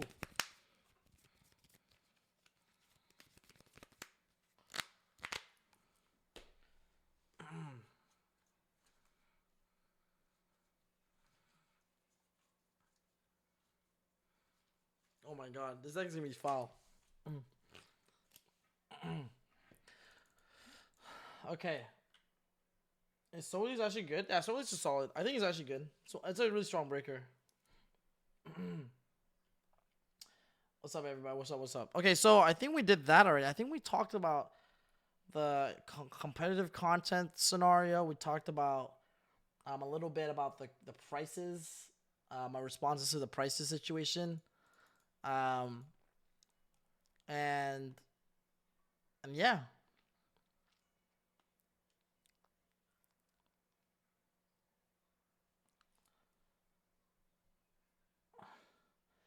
Yeah, Sam Harvard says, "Well, no one responds to my emails." I can ask maybe. I mean, I don't know. What is like I can ask, yeah, or just send him a message on maybe on Twitter. I have locals tomorrow. I think locals tomorrow. I think I'm gonna play Pearly, guys. Do you guys think I am going to get Herald of the Abyss for no reason? I think I will be. Main deck, Herald of the Abyss, Book of Eclipse, Book of Moon. And I'm literally gonna bang my head against the wall, bro. Okay, guys, I wanted to cook something disgusting. Okay, guys, I wanted to cook Purrely Deckbuilding. Alright, hear me out. What if... Alright, what if you play Purrely Deckbuilding? Thoughts?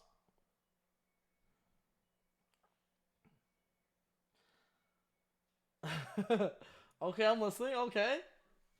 What if you go to the mines? Alright. It's level 1, level 1. Wait, guys, look. Yeah, hold up, guys, hold up.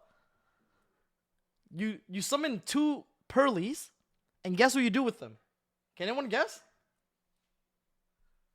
You overlay them for Recital Starling, and you search Ponyx. Okay, hold up. All right, you know what I'm saying? And then you normal summon Ponyx. Ponyx effect. Island effect. Organizing the transport to the facility. Yo, look. Hey, look. Don't say. Look, I'm just saying. Look. Pearly Fire King Diva Star. Guys, I might be on the goo. Bro, burning the food. Guys, I'm just saying, guys, be careful. You never know what I might cook up with. Know what I'm saying?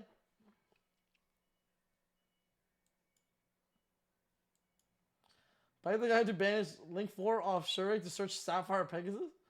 Every day we get closer to the proxies of Pack Brazilian prison arc. No, bro, guys, I'm telling you. Okay, guys, what do you guys want Master Duel right now? Or do you guys want to entertain me and watch me cook Pearly Diva Star right now? What do you guys think? What should we do? We guys want some Master Duel content where I burn $100 or we cook?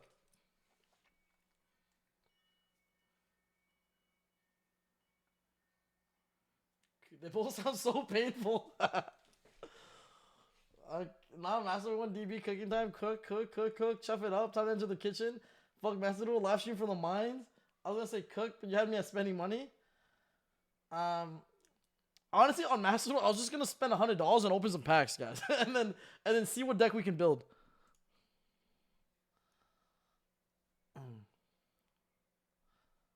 Alright.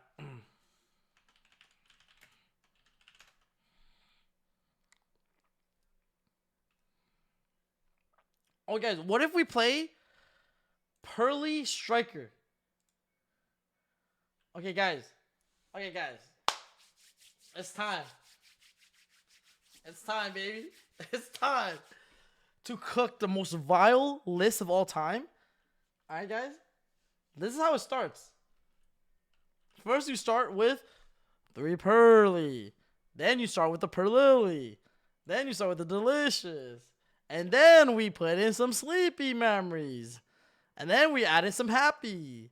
And then we added some Pretty. And then we added some My Friends. Okay, guys. This is the core of the deck. And don't forget the Bev. Alright, guys. Now, let's think a little. What if we play some Sky Striker cards, too? Ooh, Striker Pearly? Okay.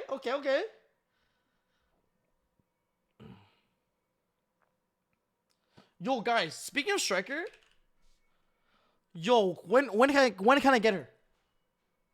Guys, I think I'm in love. You think I have a chance, guys? Or no? Guys, you think I have a chance or no? You think I can Riz her up or what? El Riz? El Riz or what? Damn. But what, you don't think if I just flash some starlights, you don't think you should be down or?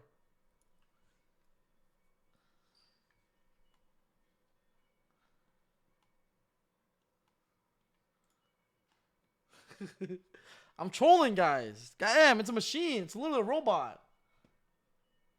By the way, do we know if we're getting her in Maze or no? Does anyone know?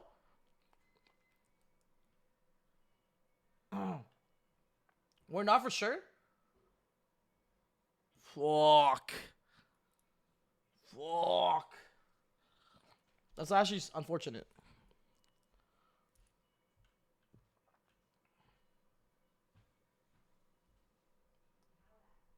She's machine, I'm machine. Great.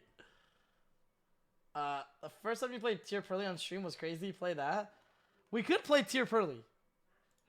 Guys, I really want to play Pearly with another engine and like just say fuck non-engine. Like you don't need non-engine like right now.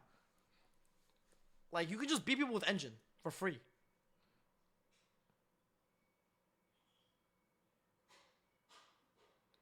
Metal pipe turbo? What the fuck is a metal pipe? Guys, it's called the Theosaur engine. I have 2 videos coming soon. One of the videos is called my 70-30 deck building rule. Can anyone guess what 70-30 deck building rule means? This video is going to go hard. The 70-30 rule. This is the goo right now. I call it the 70-30. Yo, this 70, guys, should I leak the 70-30 rule? Yeah, basically, 70% of your deck needs to be QCR, and 30% of it needs to be low rarity.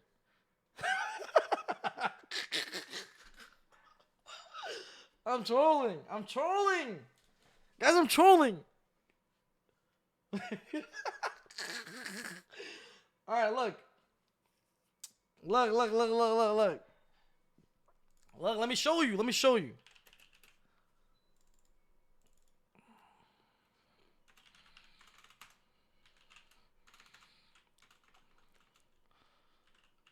Okay, let me do this. One second, let me show you.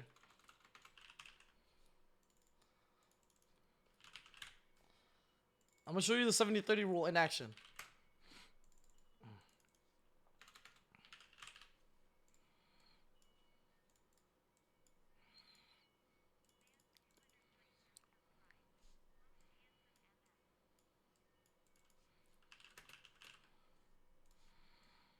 Okay, look. Okay? I call this the 70-30 rule. Do you guys know why it's called the 70-30 rule? Because for every 7 engine cards, you have 3 non-engine. If you follow this deck building rule, your deck is inherently better. The 7-3 rule. 7 engine, 3 non-engine. 7 engine, 3 non-engine. 7 engine, 3 non-engine. 7 engine, 3 non-engine. If you follow this rule, your deck is just inherently better. Trust. Okay? Yes, if you watch Jujutsu Kaisen, I stole this theory from Nanami. Okay? I stole this theory from a Jujutsu Kaisen anime episode where Nanami, his curse technique is cutting at 7-3. And basically, if you follow his technique in Yu-Gi-Oh, you literally have a solid sounding deck.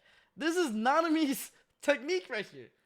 It's literally, bro, guys, like this is actually insane.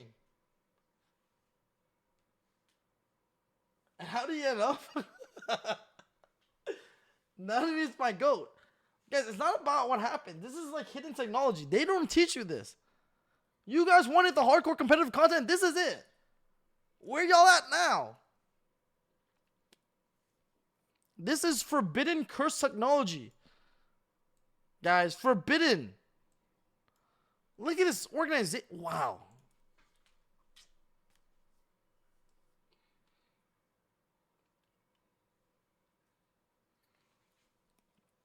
Guys, I just cooked. Truly a cursed list.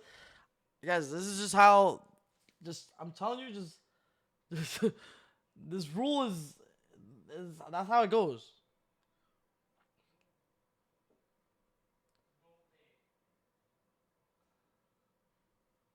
You know what I'm saying? Like, it just, you guys just trust, just follow this, okay? Just follow this rule. Yes, Pearly Station is my domain. No targeting. Back to the special grade. Not me, the shadow. I'm literally cutting up the 730. Look, I'm just saying, look, guys, I don't make the rules. I just follow them. That video is going to be a banger.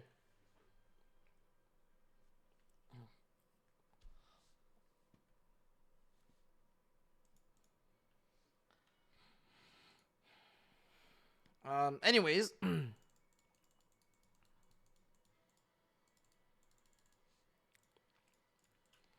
need to cook the goo.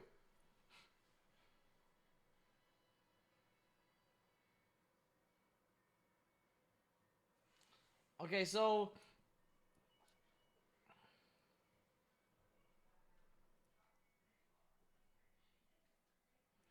okay, what should I play with this?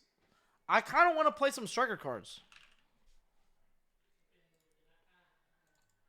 What if we play engage?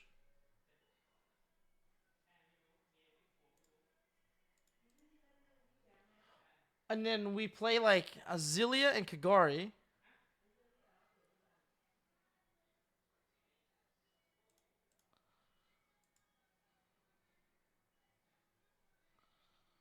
Okay.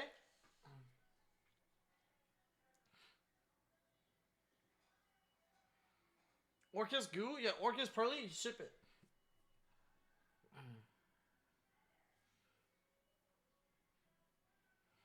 No, no, no. You summon a cat, then you make Karibo. And all of a sudden your striker spells are alive, right?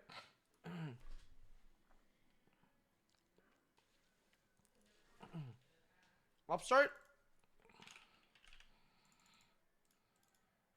Oh, what if you play... No. What if you play Foolish Burial Goods? Because it makes Black Cat live, so you can send Delicious. Oh, and then you play Metaphors Fusion. Yo!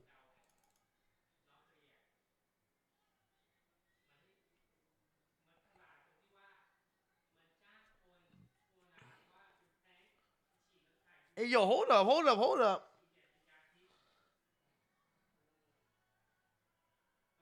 Wait, duality? How does duality work?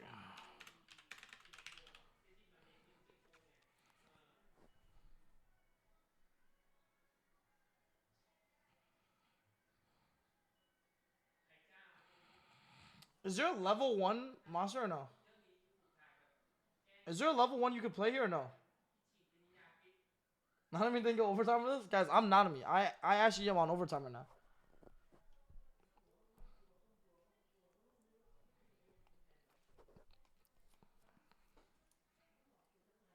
Is there a level 1 strike? Is there a level 1 extra deck monster that's fairy?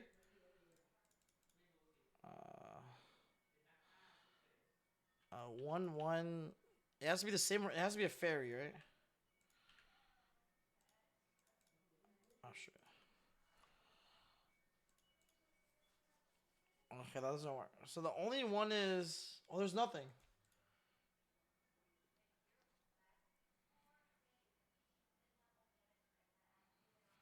This is... Duality doesn't summon from the main deck. It only summons from hand or extra.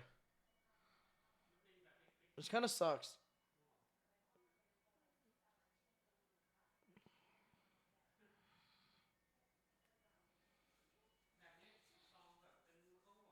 Maybe that sucks, guys.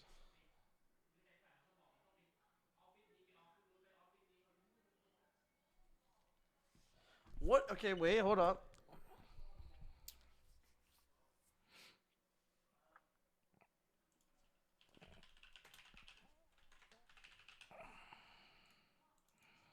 Shadow.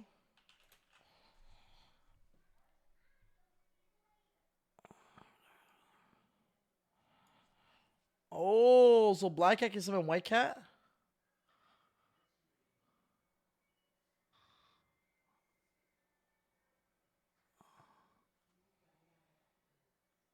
Wait, hold up. Hold up.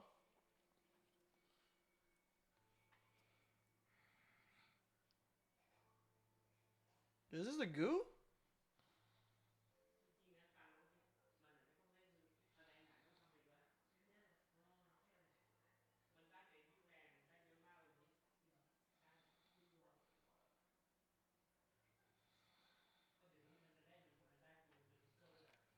Mm. Okay, I see. There's an issue with... Okay, wait, hold on. Let me try something. So...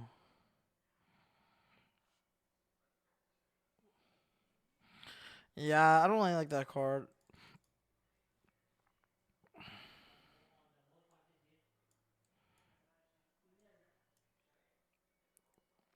I like this right now, though. What if you play Rainbow Bridge, too, for Foolish Burgers?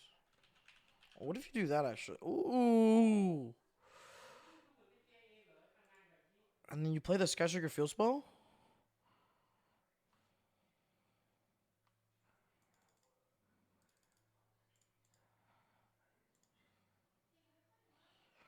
Alright, bridge is not bad. The only issue is the break. I mean, it's either this or I play Pearly tier. Guys, don't make me do this. Guys, do I do this?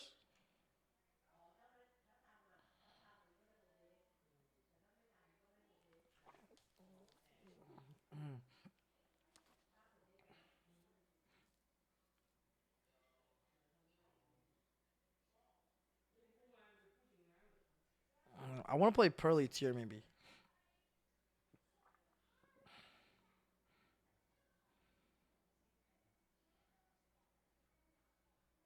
God give you 20 flex spots, use it all. Never.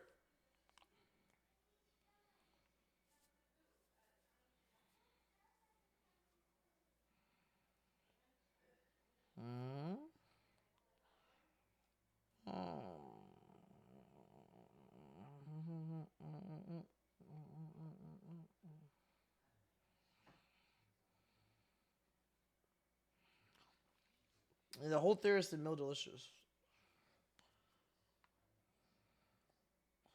Maybe this could be kind of nice.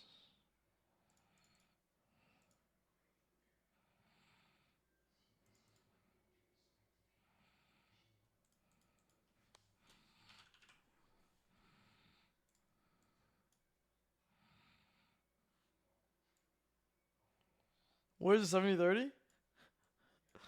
Guys, sometimes you don't always have to build a good deck, okay?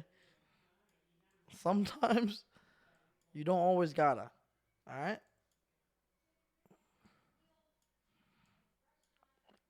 Guys, I have to go right now.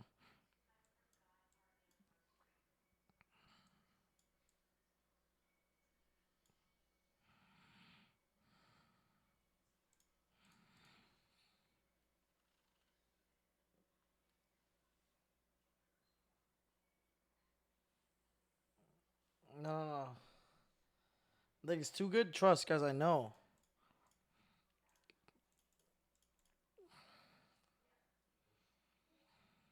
Oh my god, guys. Oh, it sucks having the best deck, bro. Like, it just sucks playing the best deck.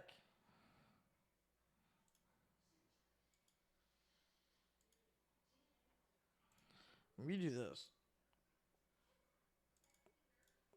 Oh, there's 3 sleeping memory? Yo, chill. Why you got a narc on me? Damn, chill. Dang.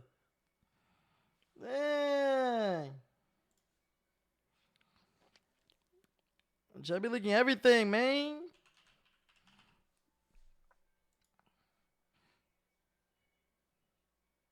Well, nice with the judge you good. Damn, chill.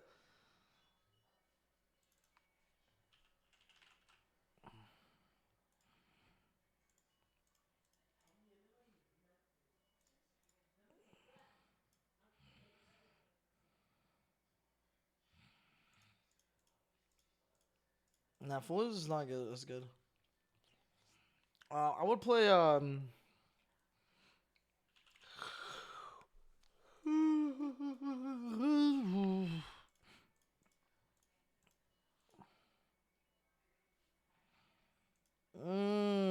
one.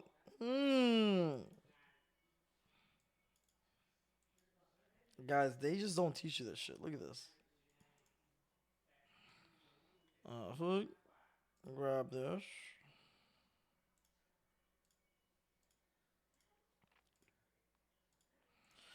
Bro, guys, I might just be on the goo. I'm not even trolling. I might actually be on the goo.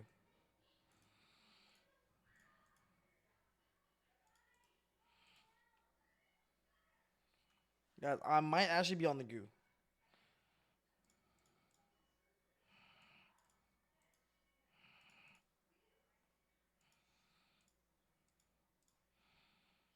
Ooh. Ooh, change sharing. Look. Ooh, discard. Ooh. Discard. Summon. Oh my god. Put it back. No. Ew.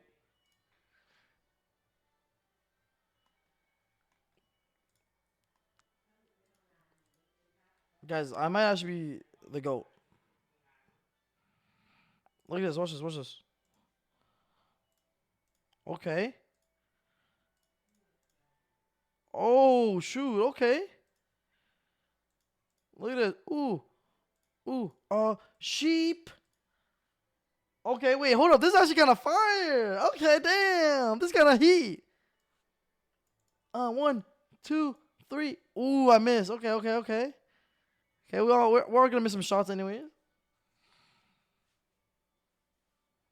After this, so they can't nib you. I don't think I normal yet. Effect. Ooh, okay, okay, okay. I missed. No problem, no problem.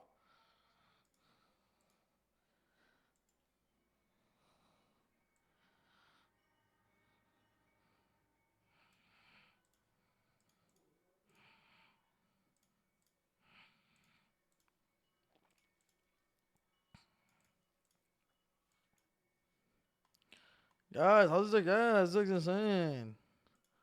I just missed twice too. Man, I keep missing.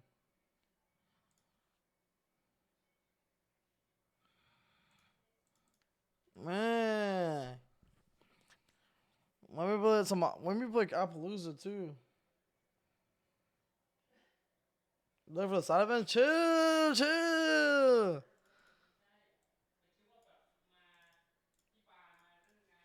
Yeah, sweet foolish bro, good.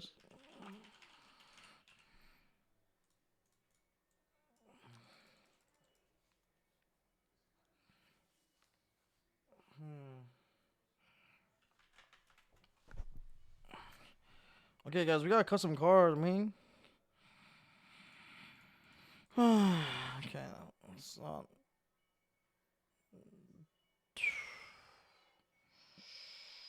Okay, a lot of these fusions I may not need.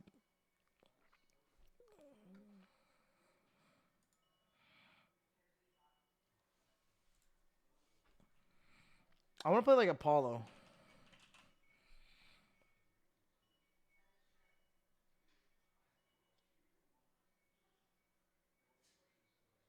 Let's go to the response. Chill, chill.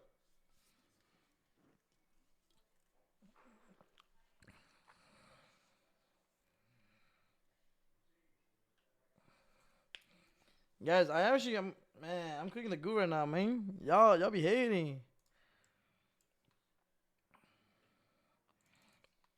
Oh, guys, for Espilona is in the game. Chill, chill.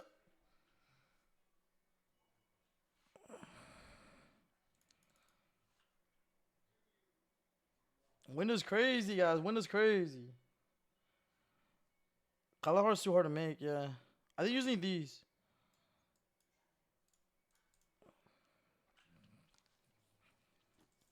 Y'all play Anima? Damn, this looks kind of heat. I'm not net decking this. I'm net decking this. Hey, guys, you know what I'm saying? Like, I'm saying this is my job. I'll be giving y'all the goo.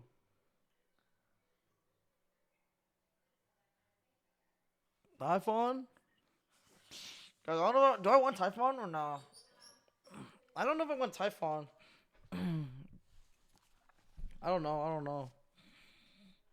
I don't know if I want Downer too. The Pearly that can get a lot of materials. Sprint is really good. Ooh, sure, sure. Ooh, Sprint is kind of nice.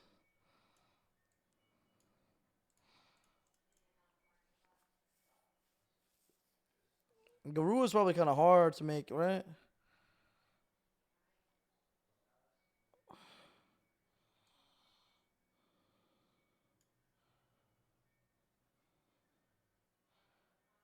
Winda, Mud Dragon. I don't even know if you make this card, bruh.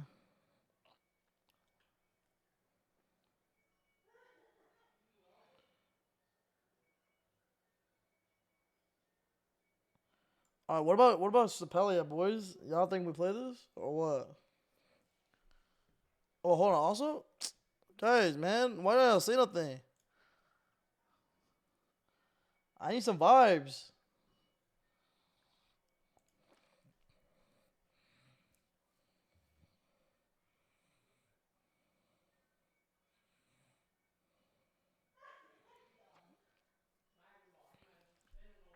I think Sepelia and Mud Dragon lets you do an infinite loop.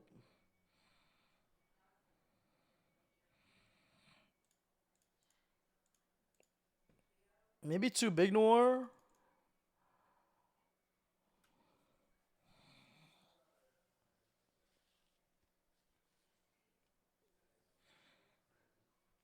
Phoenix. What's Phoenix?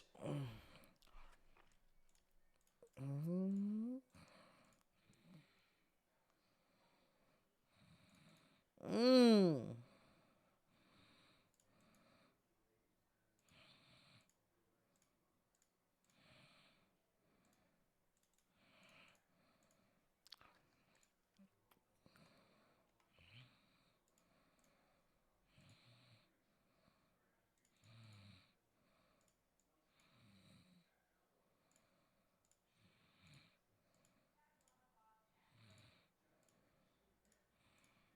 Ooh.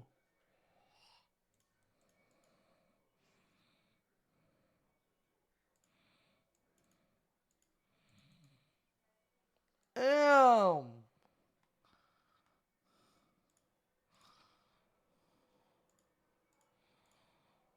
Ooh. Yurt. Can I get a yurt?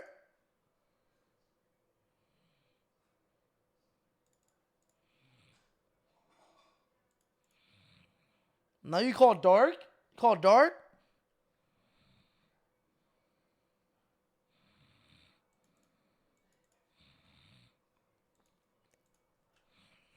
Mm. You can do this. Watch this. Watch this. Watch this. Look, I'm baiting everything out. Look.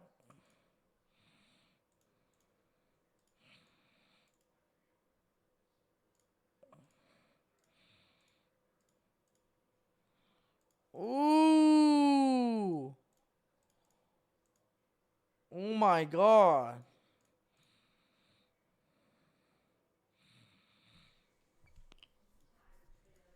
That's crazy.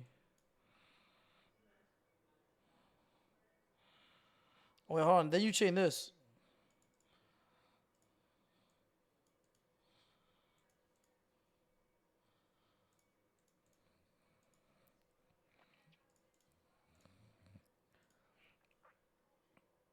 Yo, you can play Dweller. Yo.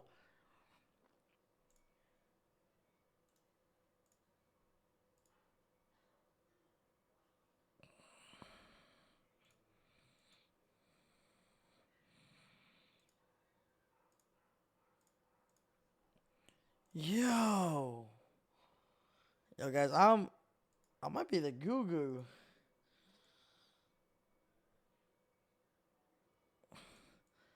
What the heck is this? This is forbidden technology, man.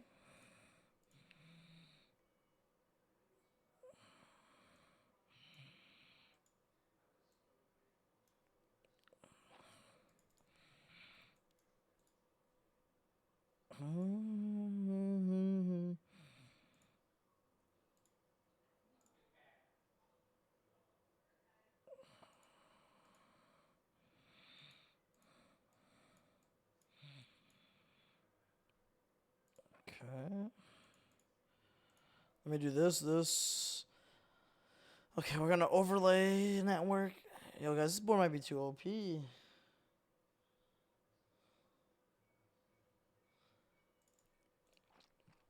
Maybe play with Storm Lewis or.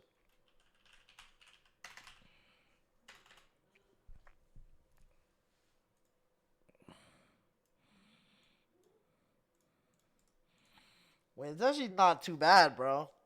This might be the nice knives.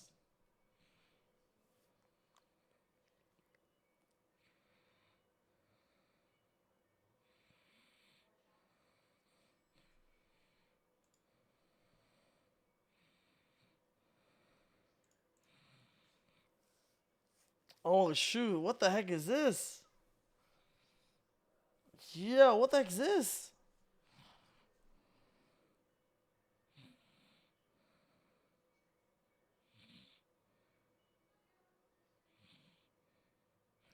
Oh! Huh?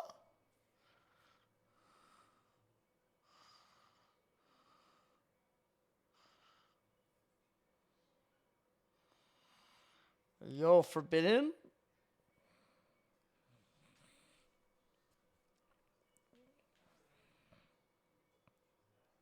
Wait, yo, hold up.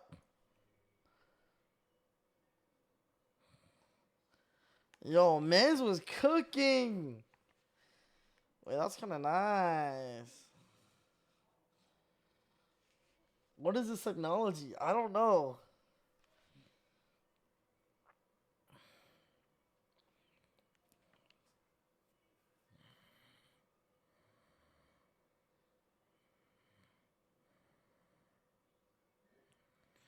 Yo, guys, we about to delete the VOD, bro. This can't go out. This can't go out to the public. Yo, guys, this can't go out to the public, man. This shit is too dangerous. In the wrong hands, this kid was gonna YC us. In the wrong hands, you know what I'm saying?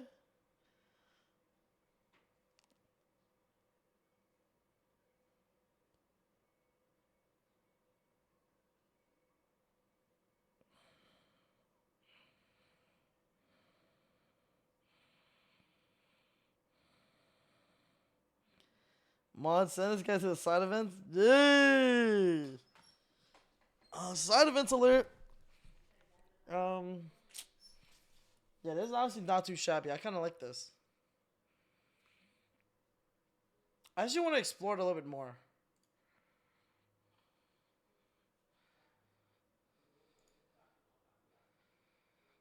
Maybe.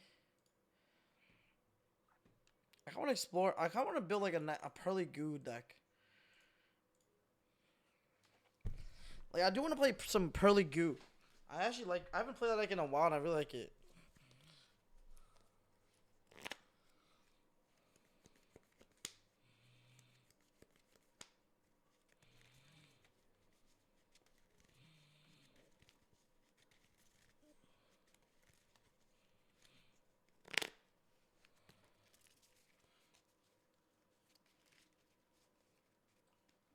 He means Crossout and Lightning Storms? I think he probably played a list that I played at Indie, if I had to guess. Like, I think he plays the same list that I played at Indie that I drop with. Because I main Crossout Lightning Storm Dark Ruler.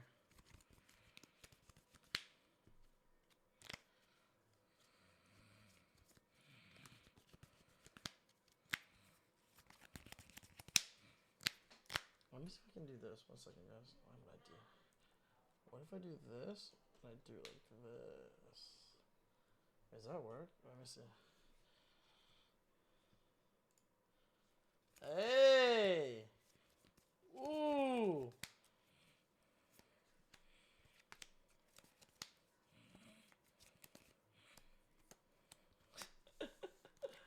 Okay. I have to clean this up, and I might.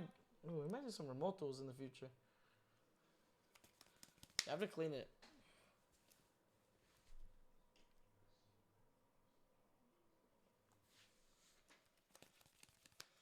Okay.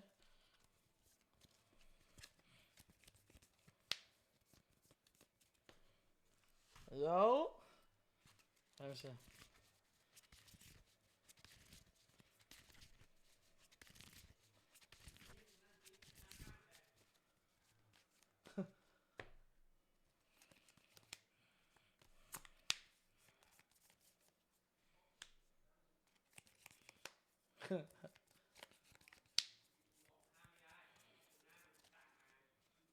Wanted response?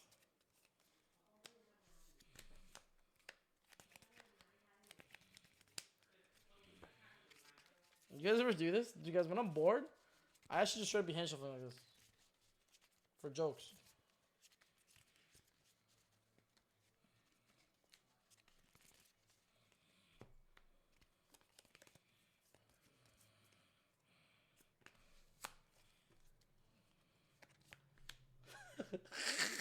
Yo, you guys like the bonfires?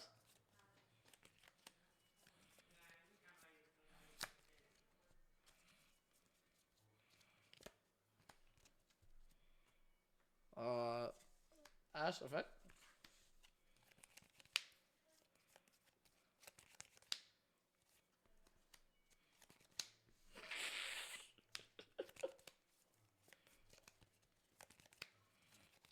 Imperm?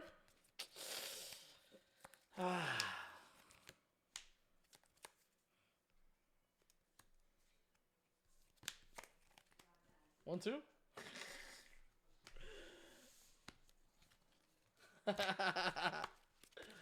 Did you the out?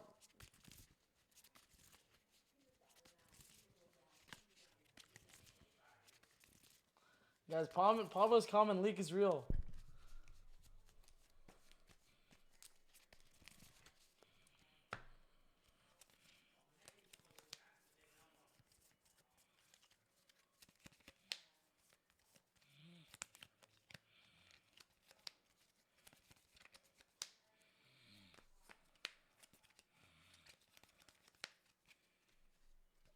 Can't believe you got your hands on 2034 Bonfire Common Reprint. Guys, these sleeves are fire. Like, these are like the Team Samurai Supreme Pro sleeves. The pink ones, actually so fire. Yo, what's good, G?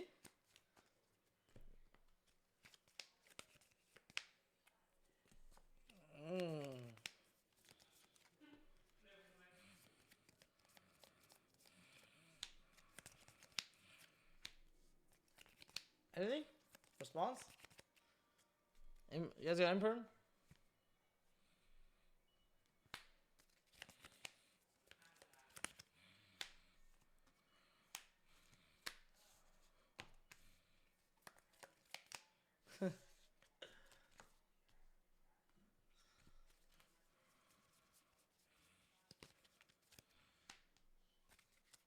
Fate.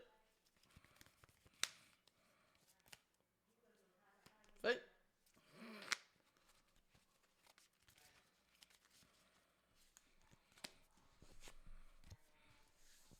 Nice to respond. Chill. Damn, chill.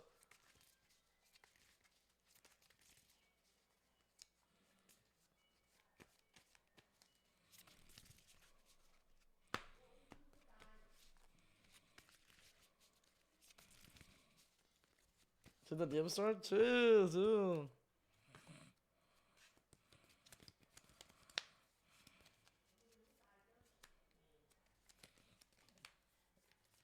Is this fine, guys?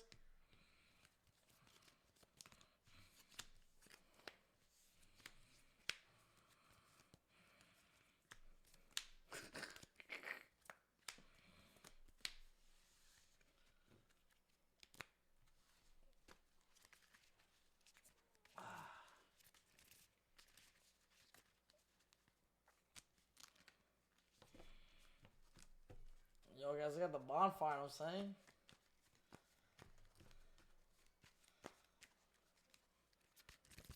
Alright, guys, I'm done. This is actually too addicting. I can do this all day. Do like 10 hands? It's actually too addicting.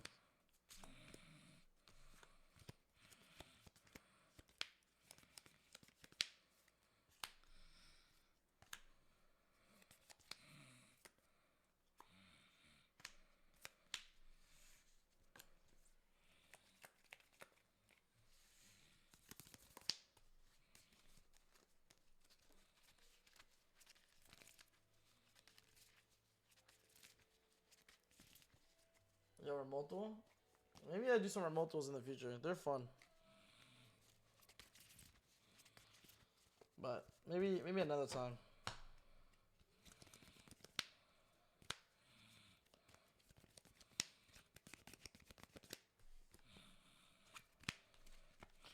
Alright, guys, enough of this trolling.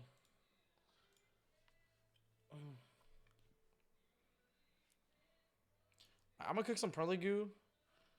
I don't know what I want to cook yet, but I'm gonna cook some Pearly goo tomorrow. Maybe I'll take it to locals.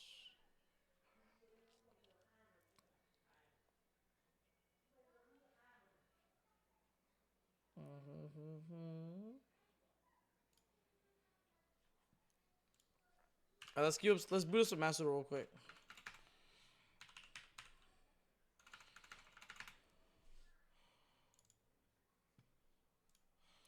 Alright.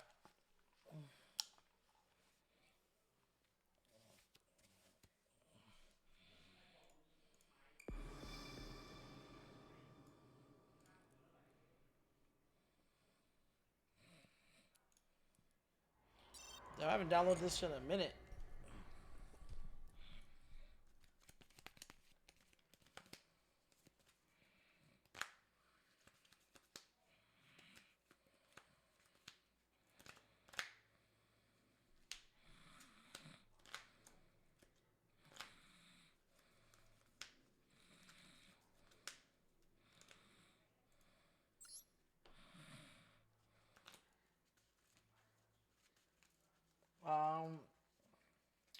Best budget deck right now? Pearly is probably the cheapest budget deck. Ooh. Wait, there's Wakashi.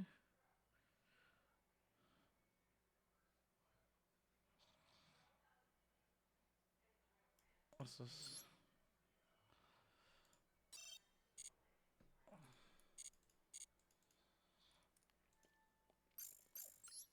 Guys.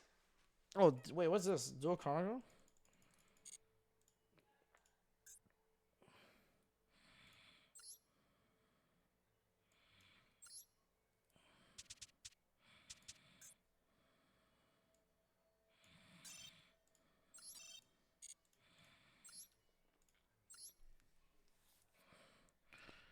This is the goo right here, boys. Y'all don't want to admit it.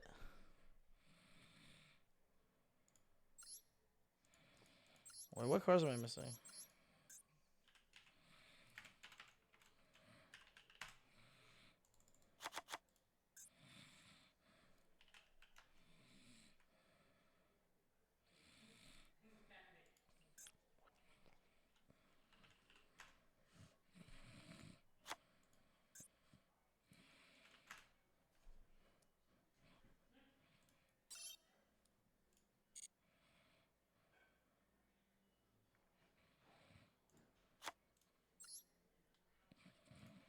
Run it. Need draw? Hell nah.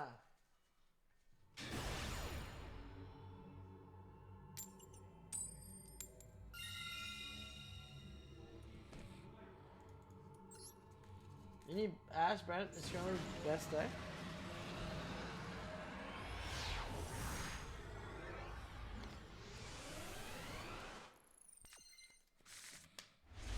Ooh.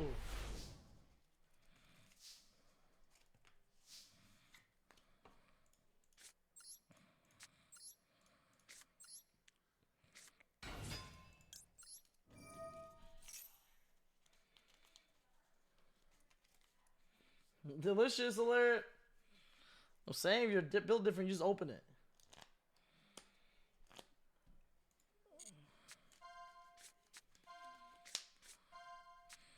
Oh God, yeah, Zero's hitting.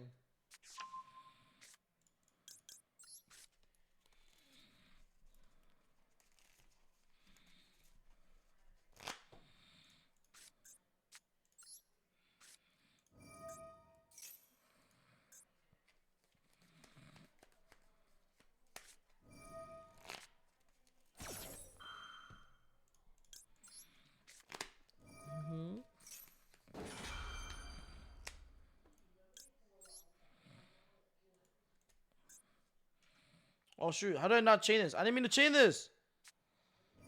It doesn't matter, I guess. Wait, it does matter. Oh my God, I'm such a boz.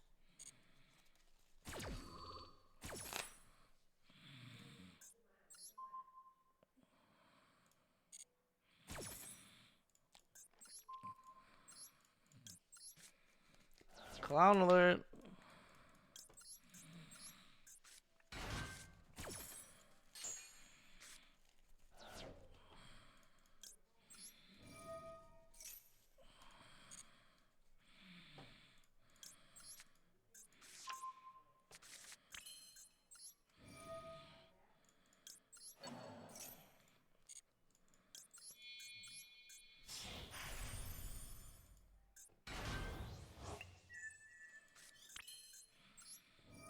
Yeah, I could have had like another interruption.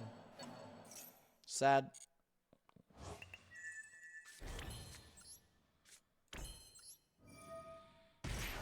Oh, why did I set that?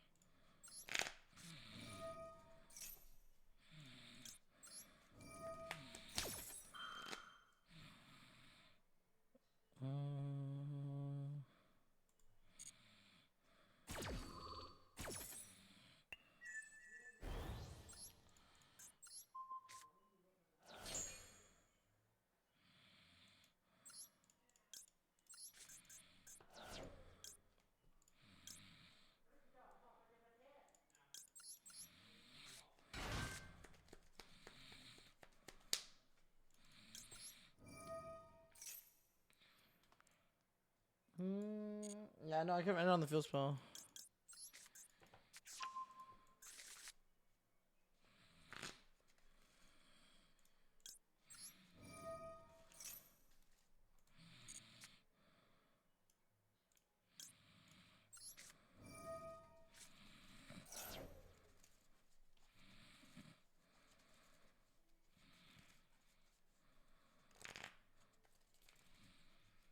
Oh, Maxi.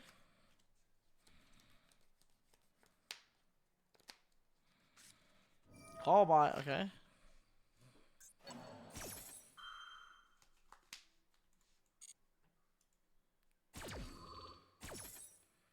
I don't know. I baited call by, now I can suck with the plum. Like, now I can suck with the plum and then yeep on res. Now I have 2.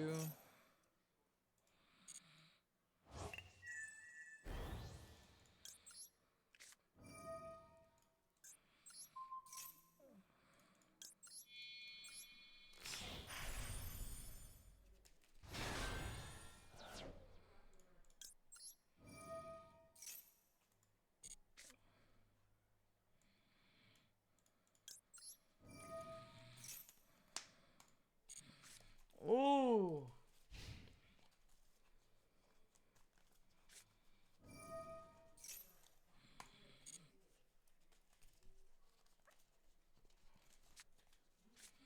Stratos.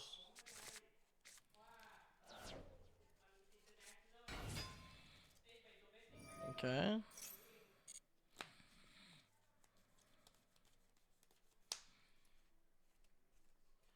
I think Flu will top. I don't think it's not the worst deck.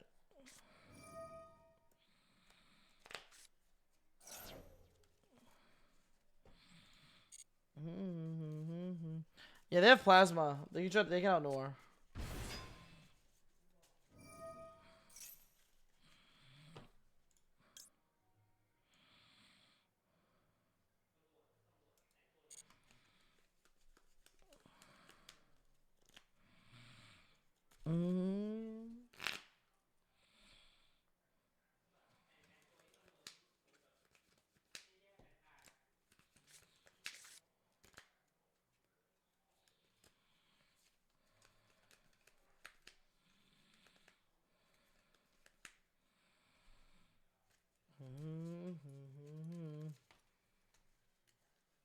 Oh, they don't have vision because they hard drew vision.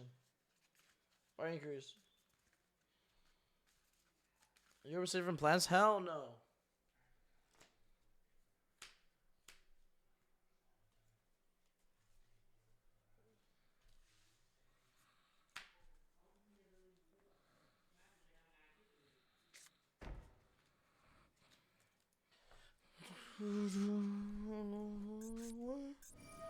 Well, what the heck?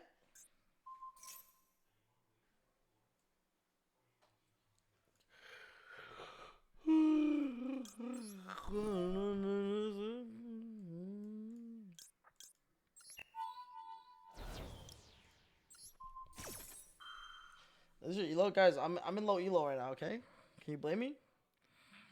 I'm just noob, yo. Take it easy, all right? Yo.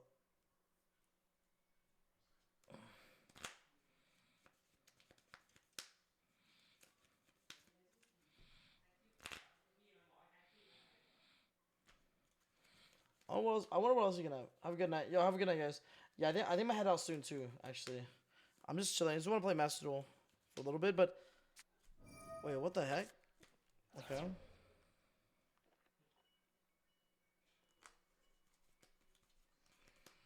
I wanna keep working on some videos. I need to work on some videos, boys, and also maybe test. No shot. I just misplayed so hard. Realizing it was you. Yo, it's actually you. No way. What's up, XL? What's up, bro? Yeah, I will, Matt. Thank you so much, bro.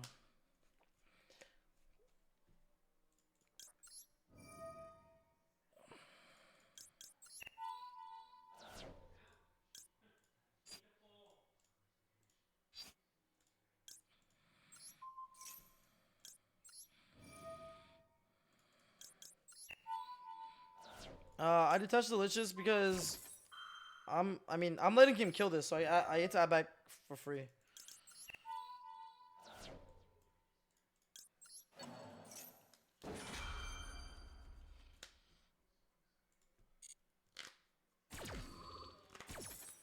Let's show everyone enjoy your traffic third budget deck. Let's go.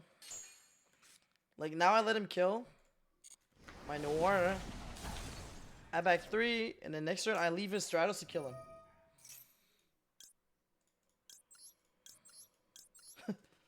No, +3, John. No, I'm saying something light.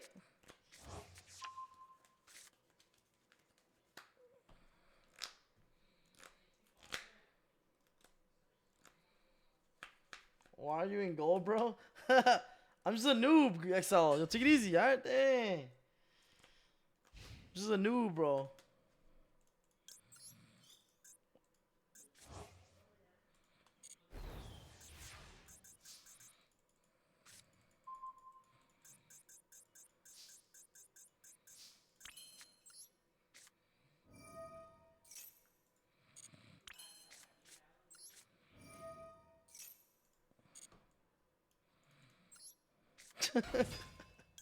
This is so troll.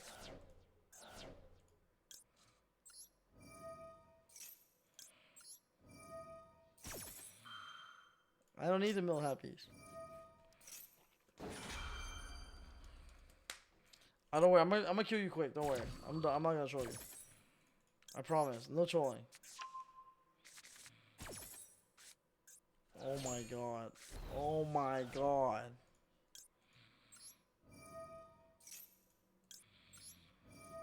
Yeah, bro. Yeah. My bad. Let me hurry up.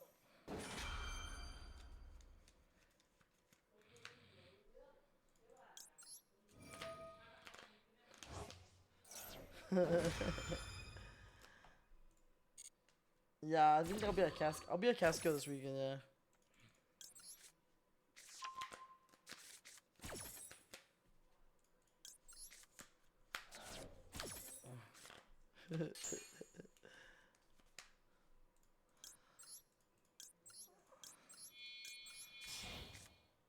My sleeve, sure.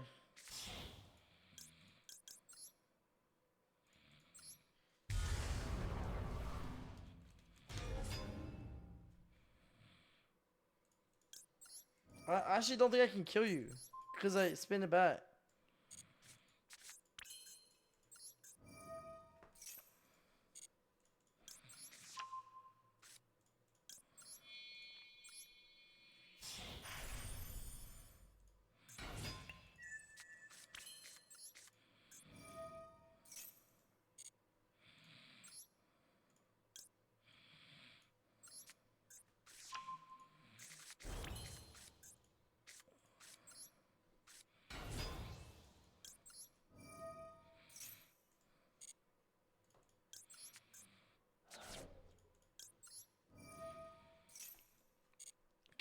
Oh, there it is. Alright, now it's game, guys. Now it's game. This game is game. Sorry, boys.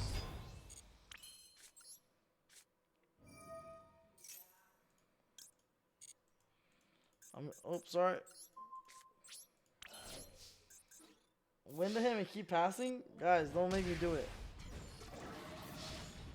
Please, let me end this. Let me end him nicely, you know? GG. All good, XL. GG's, bro.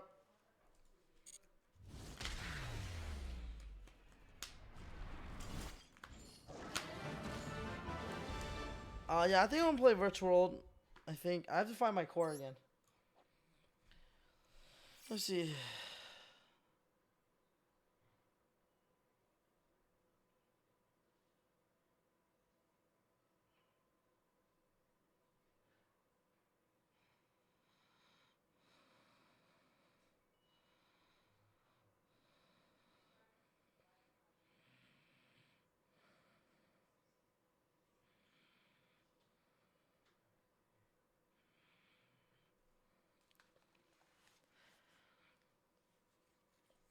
Okay, guys.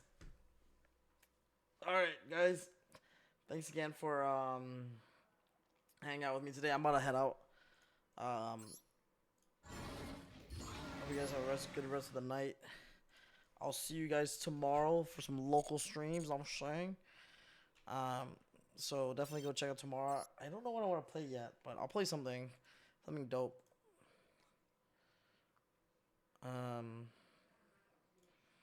Alright, guys. I'm a host. I think Alice.